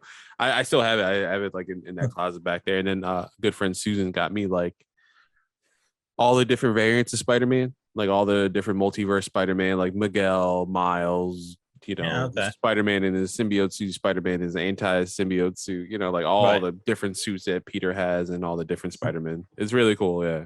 Yeah, that's cool. Yeah. Art is always a cool gift. Yeah, especially when it's not overpriced. I mean, yeah, because it's you support a local artist too, or like a small artist, like it's really cool. And that's why I said, again, for those of you out there, because I know we're talking about our favorite gifts, but we're also talking if you ever want to get something for somebody, stuff like that I think is cool because it's so easy to go on WWE.com or to go to Pro Wrestling Tees and especially if you don't know what that person has. That's the other thing too. I'd say there's a lot of significant others out there who might not be into wrestling. That's like, I know my husband has a lot of shirts. I don't know what the hell, which one he has. He really likes Stone Cold. I don't know. Or maybe you don't want to buy any more shorts. Maybe you're sick and tired of seeing all those shirts in his closet. Exactly. And you want a nice piece of art in your living room above the TV. So that's what you buy the Stone Cold one, and you got it. That's cool, man. So now that they're out there, and I hope this never got made again. This the system, because that is my favorite thing. Yeah, I was actually looking for it. Not necessarily for a pin. I was like, man, maybe they got a sticker or something. Or if I remember correctly, I think an NFT. They had like I don't know if it was Undertaker. They had like one or two others. It wasn't Pokemon related though. Then that's where this one stood out because I'm a huge Pokemon nerd. So Squirtle Squad. He is. So yeah, that I mean, I usually when I'm waiting for you to tell me it's time to record, I'll be sitting here playing Pokemon Go, just waiting. So There you go. that's what I still play it. I just don't walk. I just sit at home. Thankfully, It's COVID. It's COVID. Yeah. Well, thankfully, I do not have a gym near me, but they spawn regularly around me, so that's nice. There you go. Yeah. That's our Pokemon talk. Yeah. So, I will, I guess, transition real quick, unless you have any other suggestions for gifts out there other than what you. No? Okay. So, what I know you wanted to talk about. I mean, I guess we'll talk about Winter is Coming, and then we'll end with the beginning of Winter is Coming, because I want a mini rant before we get into the big deal. Okay. Yeah. Man, is that a disappointing ending? It's one of those things. And again, they didn't hype it, but when Sting gets introduced at Winter is Coming, and Kenny Omega cheats his way into the title the year before, it's almost like having WrestleMania and then trying to tell us the next year that WrestleMania is just another pay-per-view. Yeah. You don't call something Winter is Coming one year, call it again, and give us a swing and a miss as far as the ending goes. Yeah. Overall, show-wise, I was agreeing with a lot of reviewers, because I spent the morning kind of watching reviews. Don't tell my boss. No, I'm joking. I was I caught some reviews, and I kind of agree with the score. I scored it lower. So like, let's say Brian Zane, I can say his name because Mecca's now on the Mecca. No, he turned the episode off now. He's like, damn, right at the finish line. Yeah, Brian Zane, I watched his recap of last night, and he gave it an A.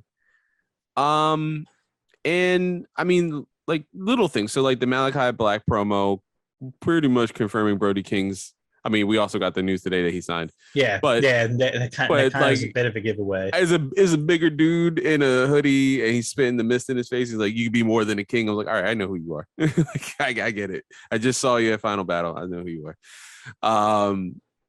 That I thought that was cool. That was a cool setup. Griff, like the little stuff, like Griff going, "I'm going to take out Malachi Black," like, "Sure you are," whatever. That's gonna be a fun match, I guess. All the little stuff was fine. Dante versus MJF was really fun. Yeah. I did miss the Adam Cole thing. I know he had a box. Yes, I had Kyle O'Reilly's put like, what's in the box? Yeah, I had it on mute. I didn't know exactly what he talked about, but I know there was him, Fish, and the Young Bucks, and he had a box. I think I heard the very end of it where he said something, and then they yelled at Cutler to shut it off. Yeah, there's alluding that they have a surprise next week. Okay, and that's what it is. And then Kyle happened to tweet, "What's in the box?" Nah. Like, all right, buddy, come on, man. We know you didn't sign. Come on, man. You and Gargano didn't sign. Gargano, I don't expect to see them like March or June. He'd be a daddy. But yeah, I mean, that whole part I thought was okay. My issue was with the title match. And I know it sounds weird for so many people, especially maybe if you're listening. I was very high on the match, actually. We have a text thread for Entrance Ramp, and Nick was pretty positive from jump. Mark, who we love, we jokingly love, and shout out to you, buddy. Hope you feel better. We jokingly call our curmudgeon. He's older than us. He always brings up the fact, he's like, I think it's because I'm older that I just hate so much stuff more. But he hated the beginning. He thought it was too plotting, like very, very slow.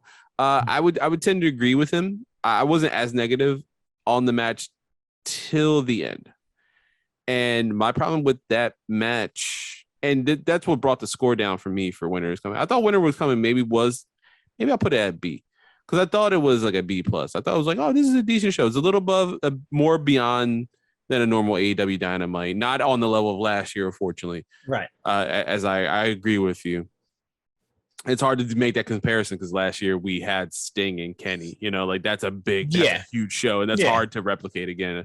So that devil's advocate aspect of that does play a factor. But with the title match, it needed a definitive win from somebody. Only because my only reasoning, and I don't disagree that I think that's one of the best matches we've seen this year. I think it's most likely I'll put it second place at best Adam Page match I've seen, because I think him and Kenny earlier, like just a few months ago, I think that was a better match. But that also had years of building, Right. That was like a blow off to like years of storyline in which I played out really well. And not just the physicality of the match. The physicality of this match, I thought, once it kicked in the second gear and there was blood and, Danielson's playing to the crowd, flipping them off and like doing the push-ups and stuff, like uber heel stuff. Like, I thought that was fun because that's one of the few times in picture-in-picture I was like paying attention to the actual what was going on. Once it kicked the second gear, I thought the match really took off.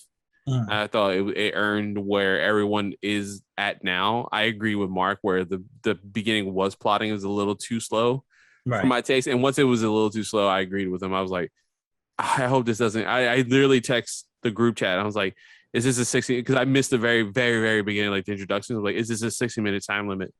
And Nick goes, yeah, it is. I'm like, okay. Yeah, and I think me and Mark at that same time like thought we're like, okay, it's going to be a draw. Yeah. And if there wasn't a draw just a few months ago with Danielson and Omega, I would be okay with this. Right. There's just too many in such a short span. Like all right, let's say we have a draw in December, right? If Danielson didn't have another draw until September of next year, 2022, then I'd be like, all right, that's cool. That's fine. Draws aren't the issue. Yeah.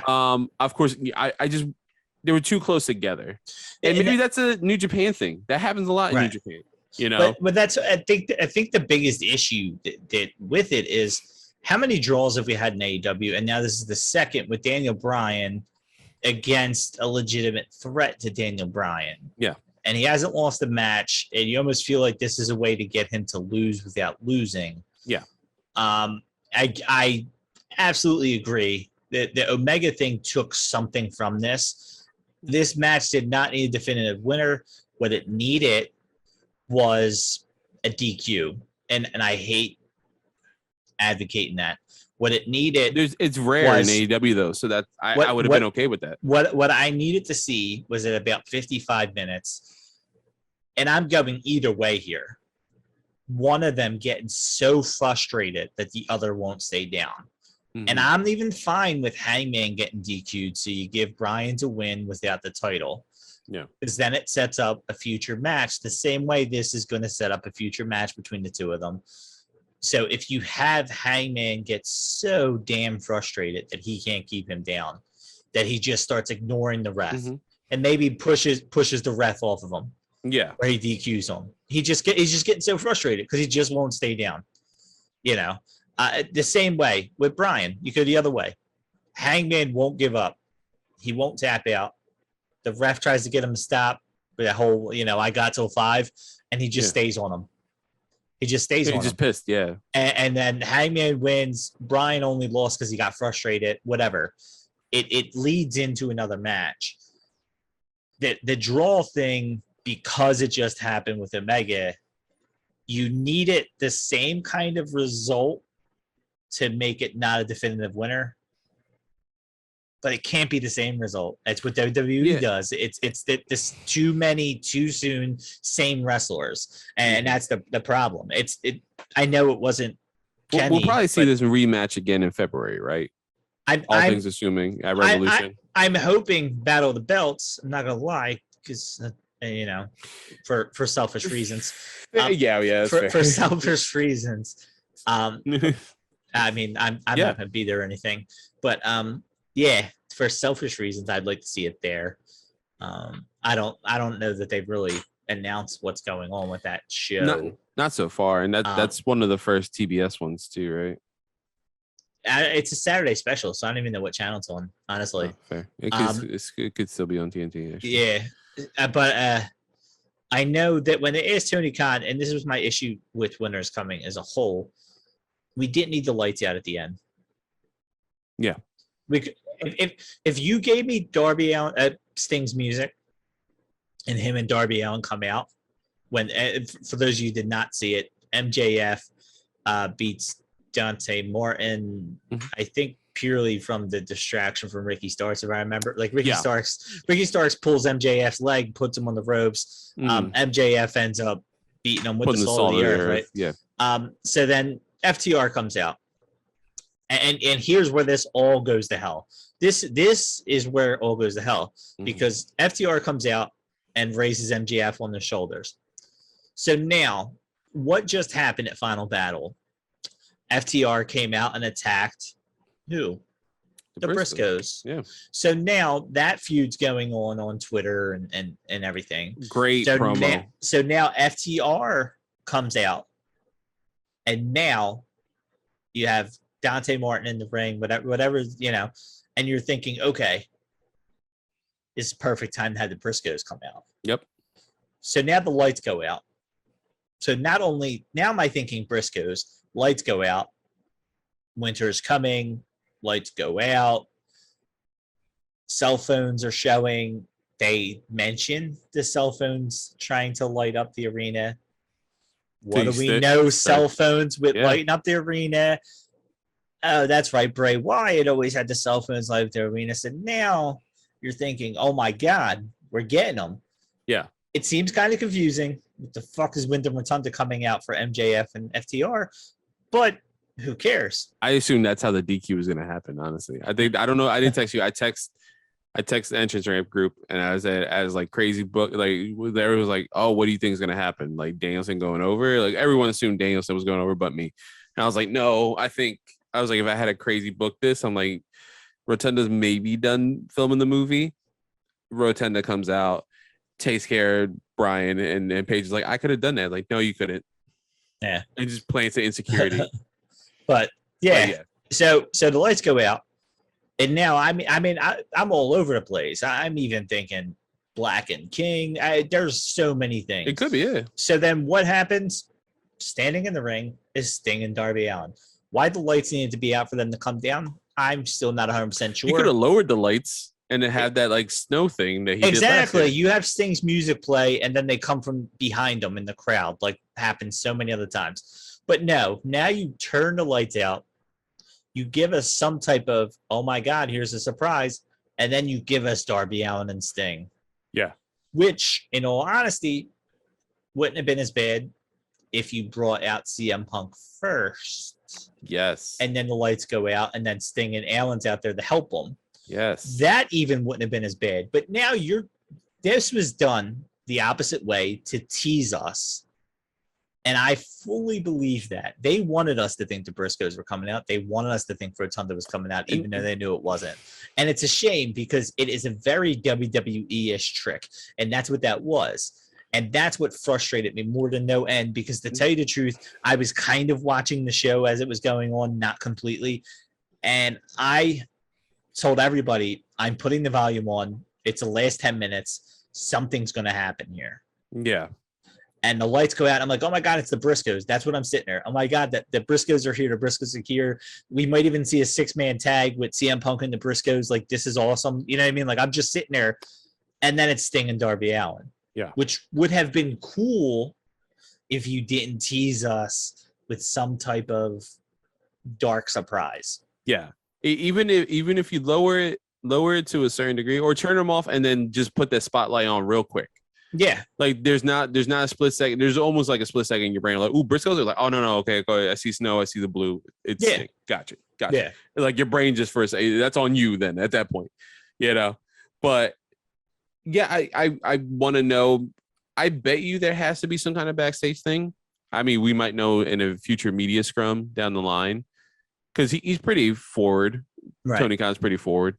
about like what happens and what plans they had in place. Like maybe he reached out to the Briscoes, and Briscoes was like, bro, we can make money anywhere now. Like we're not beholden to the company that gave us our future. Like the worst part is I do think this was set up for next week, because next week is isn't it another special name? it's like holiday something, yeah. Yeah, holiday bash or whatever. Yeah. I think this was meant to be a 6-man tag with these guys, but it was just a tease because, and Tony Khan had openly said when he said we got surprises for winter is coming, and he said, but not just then. Don't think it's just then.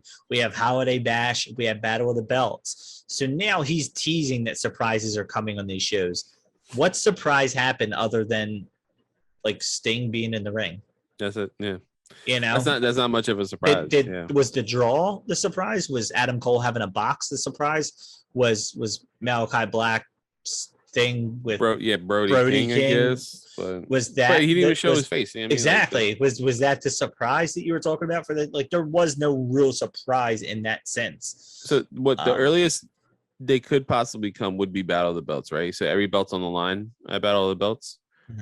And this is not bad for Lucha Brothers if they've had a pretty decent title reign. But what if, FTR just had an interview where like our contracts are coming up, like they're coming done soon, and he's like, we want to win those belts one more time, and he said we haven't been to New Japan yet. We haven't had any IWGP titles. Like that's the two things they want to do. What if, what if at Battle of the Belts they lose, like Lucha Bros lose the titles, and then Briscoe show up? That could be the earliest we see them. But that tease is, you're right, and like, yeah, all right, Sting has done the lights out thing, but like, not this week. This week would have been a good week to do that. See, and I feel like if you're going to promote Winter is Coming as the Sting show, that's fine. But kind of tease that, oh my God, it's Winter is Coming. When is Sting going to show up? Because if they made little hints, hey, Sting showed up the last one. This is his debut show. Where's Sting? Because then when the lights go out, now I'm thinking, oh, here's where Sting shows up. You know what I mean? Like, help us through the fact that that's a possibility, because legit, there's no reason for Sting and Darby Allin to really come out. I mean, I guess know TNT in the past has mentioned, well, not TNT like outright, but Khan has mentioned that like TNT like wants a little more like forward facing stuff. Like obviously they want to do surprises, but kind of tease it a little bit. But like this is not really a surprise that needed to be teased. Like the Punk thing, like we were all like, it's gonna happen, it's happening. And even that day, you're like, well, what if it doesn't happen? But that's only because TNT was like, you gotta kind of like, we want people to watch this. Right. You can't just randomly drop this dude in the beginning. Like you kind of have to tease. Yeah. You're like, everyone's like, but you don't. Well, that's what we're getting at 4-on-4, right? Is that tomorrow? What the Eddie Kingston match? No, I think Rampage doesn't Rampage have a 5-on-5 and a 4-on-4 match tomorrow? The one is the 2.0 and Daniel Garcia. And they need 2 more people. No, I think they announced them. Oh, did they? They're with the Acclaimed, I think, against whoever they're against. I don't even remember. I think it's a 5-on-5, and then the 4-on-4 is I think it's Cassidy, Trent, Taylor, and Rocky Romero against Adam Cole, Bobby Fish, and the Young Bucks. Yes. Now, what was the one hint was that, and I don't maybe Yuta Wheeler's in there, Wheeler Yuta, whatever his name is. I always want to call him Yuta Wheeler, but it's Wheeler Yuta, right? Yeah, it's Wheeler Yuta. They have 5 guys. The idea is O'Reilly being a 5th. Yeah. I wouldn't doubt that something crazy happens, and then this leads into like next week there being a 5-on-5. Yeah, it could work. Yeah, that boxing. Yeah, it's just I don't know. I'm with you, man. Like it's frustrating. Yeah. I'm not saying you're wrong. Yeah, and that's why my rethinking it. My score is still going to be B, but yeah, The match alone, the Bryan Danielson Hangman Page match alone was worth it, and then the Dante Martin and MJF. And in all reality, it should have been flipped, yeah. But if you give us at when's Dynamite start, 8:00? If you give us at 9:00 the beginning of Bryan Danielson and Hangman, now we're already like, if they say, all right, it's time for the main event, 60-minute time limit or TV time remaining, and you're like, wait a second, there is 60 minutes left in the show. You know what I mean? Now it gives it away. So they had to start it with that. Yeah, and to not give away that it's going to be an hour. They were kind of behind the barrel in the gun. Like, not that Dante and MJF wasn't a good match, but it wasn't main event caliber. No. And that's not even speaking ill of either of them. Like, Dynamite itself, 2 hours is a great 2 hours always. Like, most likely always is a strong thing. But that wasn't necessarily, like, it should have been flipped, but they have time to play off. They get just time. That was the hint that, like, all right, we'll give all the time that we need to the main event, like our main event. And then like that afterwards, anything that comes after, we could just pivot time-wise. Right. Including Rampage, like they're taping, like we already talked about that. That's always like, I love the experience. I love seeing, like, we saw we saw Elevation basically in line when we were trying to get drinks and food. Yeah. And then having that's an hour. Then having, Dynamite, which is 2 hours. There's some setup in between. And then set up for Rampage, and that's an hour. It's exhausting. Yeah. It's very exhausting. It is. There's kind of the benefits of a show where you don't have to change stuff and do too much set design, like a pay-per-view being 4 hours. And if it was in Philly, that's still exhausting, but there's no lull usually. Yeah. Especially if it was AEW, there's not really a lull. There's just like a whole, you're going through with the emotions. And once that last match hits, boom, you're crashing. It's one of those things that sucks too, because all the dark elevation matches that they show, it's usually somebody you want to see. It'll be Britt Baker against some nobody, or Ruby Soho against some FTR wrestled. Like those teams. FTR wrestled. What's the name? The Leon St. Giovanni. You're not getting a match that you're like, Yeah.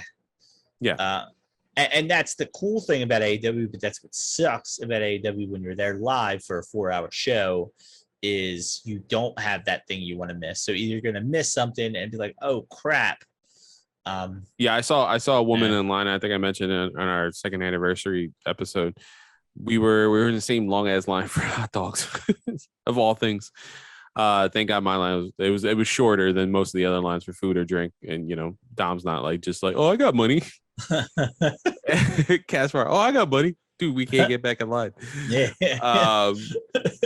But like the girl looked up and she saw Ruby Soho coming out. And she's like, oh man, like she was legit, like not pissed, but she was like, damn. But I mean, luckily we had the CCTV, so she was able to the live TV in the League of Court Center. She was able to watch the match, but still, you pay for this live thing, and you unfortunately get stuck trying to get food. And she has kids, so she's trying, and they're little kids, so she's like, they need to eat or they will flip out. And I've heard this issue, not just with us at the League of Court Center. I've heard it. Yeah, many people. Because I think Meltzer said something like this, and it's absolutely true. I think he posted like Raw's ratings dropping, and people were getting mad, and he was like, just to let you guys know, I do this for Raw and for AEW. He said the difference is I don't hear a bunch of AEW fans complaining when I do it for Raw, but I see a lot of WWE fans complaining when I do it for AEW. And it was the same thing where somebody talked about how empty Raw's been. So then they were like, I was just at AEW, look at this. And they showed a picture of it. It was during Dark Elevation. And somebody was like, I was at that show. They were like, I was at that show. It took us like 2 hours to get in the stadium because it just took forever to get in. And then you want to get something to eat because now you just stood in line the whole time. You want to grab something to eat because you're afraid to go to your seat and come back down. You just are. You want to get a beer. You've just been standing in line. And the disadvantage of them not going to a Wells Fargo Center or to a big stadium is they're not prepared for this many people needing to get inside the building in a half an hour. They're just not. They're not prepared for it. Not to mention, there's like multiple entrances. There's not. I mean, we saw. I don't know if there's one on the opposite side, but us standing in line to get through the main doors, that's fine. That's okay for general people. But there was also that Temple University line. Yeah, people were getting through, so they need to put people there. Like, right. Those people could be up at front and help facilitate that line and cut people. Like, all right, instead of like there's 4 lines like cattle shooting us through people, there's like now 6 lines, so it just disperses a little better. Yeah, I think even when we got up to the security check that we had to go through first, the person that was there checking us was literally switching shifts with somebody else. I'm thinking like, your job just started like a half an hour ago. Why are you already changing? You know what I mean? Like, I'm thinking like the doors just opened not that long ago. How are you already like, you're going to tell me to wait so you can get somebody else to do this for you? Like, is your shift over? Like, what's the better idea for someone like us? Like, do we get there super early and just grab drinks or something? Like, I mean, but the doors weren't open though. That's the problem. Fair, yeah. Had we gotten there 20 minutes earlier, the doors wouldn't have been open. And that's the thing. I mean, you have to get there and stand in line earlier. That's basically what it comes down to, is you got to get there like 20 minutes before the doors open and wait. And for a Wednesday night, you don't really have that advantage if you have a Monday through Friday job to get down there early enough, especially with the traffic down there, because now you're talking people coming home from work. It's not just going down to the stadium, and now everybody's going down. This is the second year that we've had to get out of our Uber early because we were just sitting in standstill traffic. To walk. Yeah, and we just said, "All right, cool, thanks," and then just got out and walked. Yeah, there was no point in waiting for 20 more minutes for us to get 5 feet. Yeah. But that is the issue with these smaller stadiums. It's cool because a bad seat's a good seat. Mm-hmm. Yeah. But it sucks because none of these stadiums are prepared for it. Temple's basketball stadium for a basketball game is not that packed. And let's say it's fully packed. Let's say they fully pack for a game. I bet you they're open 2 hours before the game. Mm-hmm. And most of them are coming through the student section. You know, that everybody's not coming through the main entrance. Yeah. So you look at both of those sides of it, and I'm sure that's what's happening everywhere.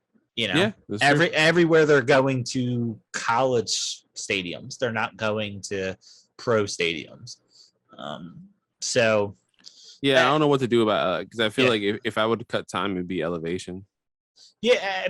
Open the doors a half an hour earlier. I don't know. Yeah. Allow the audience who first gets in there to see you setting up the ring. I don't know. I feel like that's what it has to do more than anything. They don't want people seeing it, and that's fine. But maybe I know Wells Fargo Center, because they have a bar in there. What they do is they let you go in the bar. You can show your ticket. You can get into the bar, but they won't let you out of the bar into the stadium until the door opens for the actual show. Now, maybe there's a way to cut off people from going, to the seat area and allowing them to come in, but not go complete. It seems the earliest you can get in is if you had the VIP tickets. And I guess that's the other problem too, is you could go in there to VIP, and that's probably why it was so close. But I want to say, was it an hour before bell time or a half an hour before bell time? What, VIP or for us? Not us. I guess it had to be like 40 minutes, right? Because there's no commercial and they're just banging through the matches for Elevation. But I'm saying before Elevation started. Oh, I want to say it was a half an hour for before general. Elevation. I think it was half an hour for general. I think like people like Lou who had like VIP stuff. Yeah. So if you're trying to get in there to see Elevation, you have to get there get in and stand in a 20-minute beer line, then find your seat. And by that point, elevation's half over. And you got there early. Yeah, that's what happened to us. Yeah. And we didn't get there early. I mean, we got there earlier, but we didn't get there early like as some of the other people. And it's frustrating. It's frustrating because at the end of the night, you're tired, and some people want to leave, and oh yeah, you're just done. Yeah, people can talk all the shit they want, but I love Rampage, but like I was feeling it at that time. I was like, I'm tired, man. I said it, and this, you do notice it with a lot of Rampage shows. You get Punk and Danielson fighting first on a lot of them. Why? Because a lot of people are leaving after that. They just are. They get to go home. They got work the next day. They want to leave. Yeah. So give them what they want to see, so people can go home, and it's nice of them to do it. It takes away the crowd. There's no like night that's like better for like wrestling for like 9 to 5 people like us. Like there's not. No. For many of us, it's not like let's just sit down and you're good. You're gonna get enough sleep. Like you gotta take off. You gotta do something.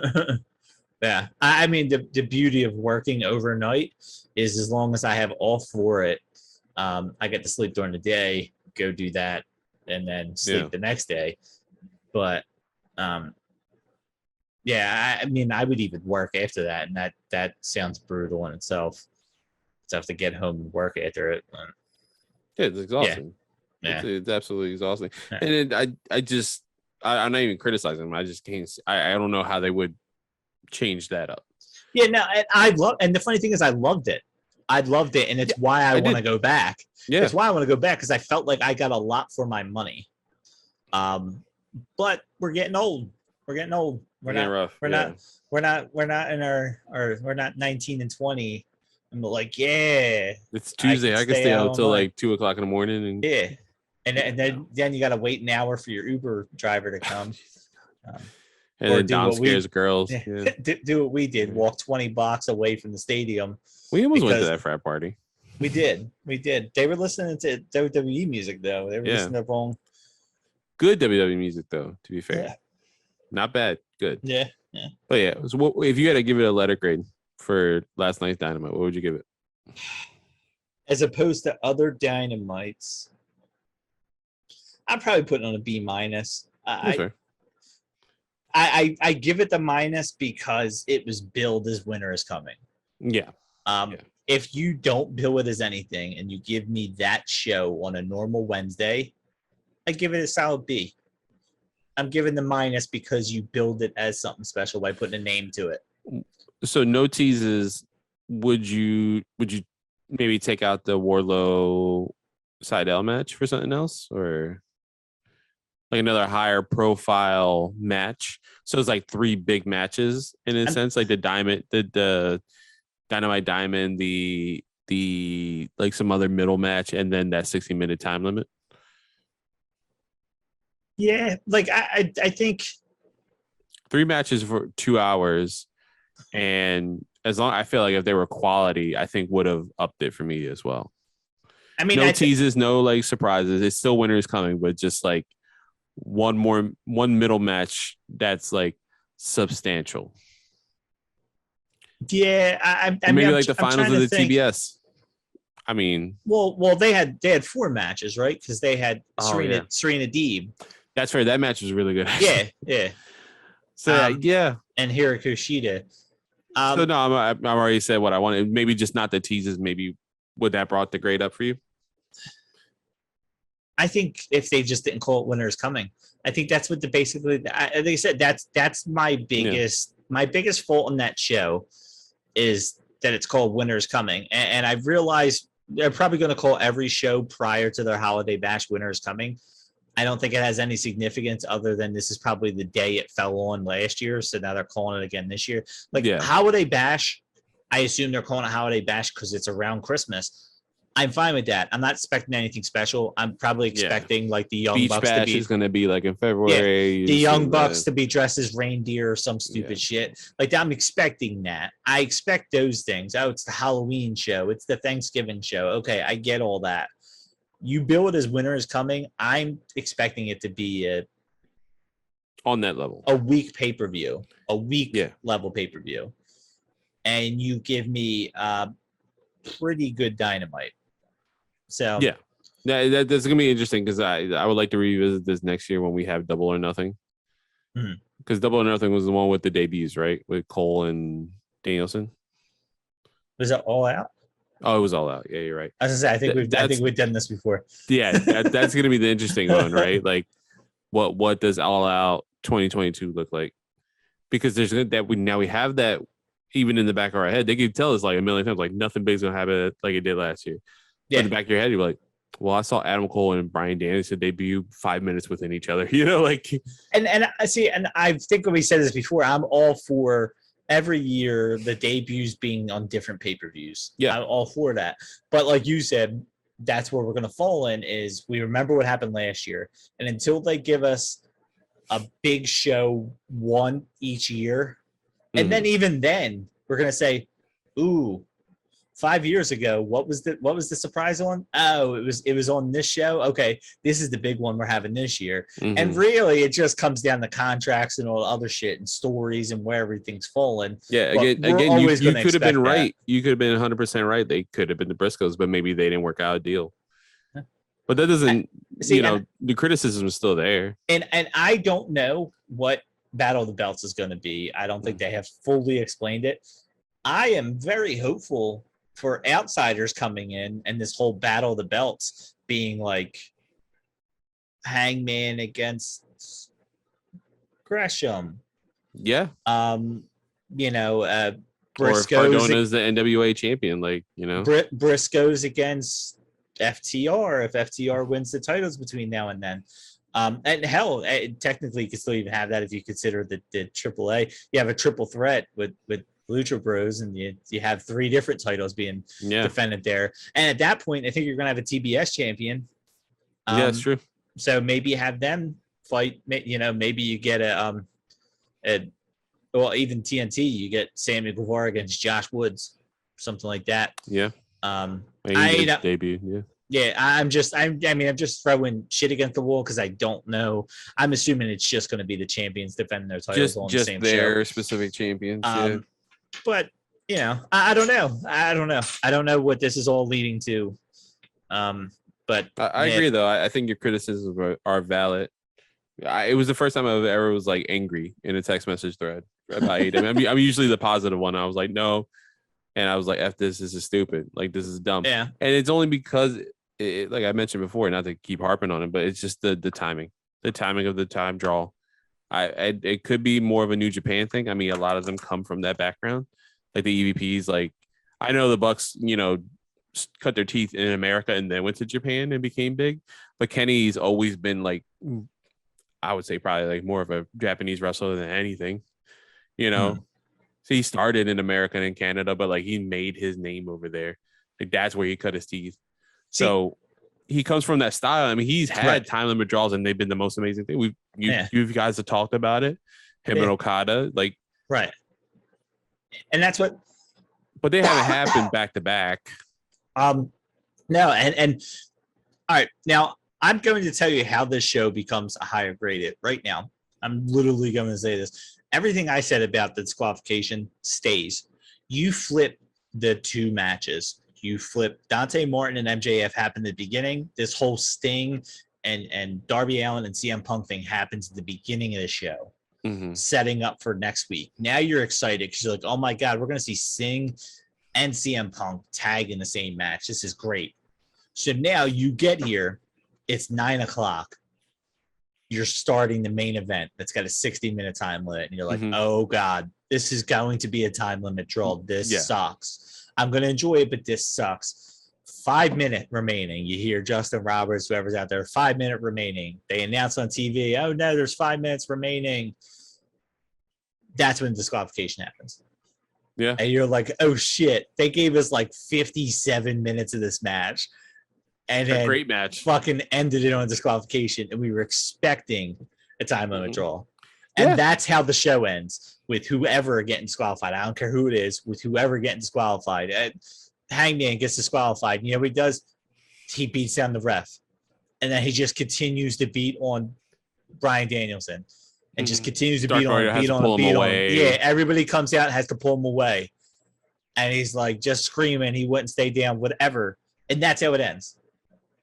Now, I'm not upset that I didn't get Rotunda.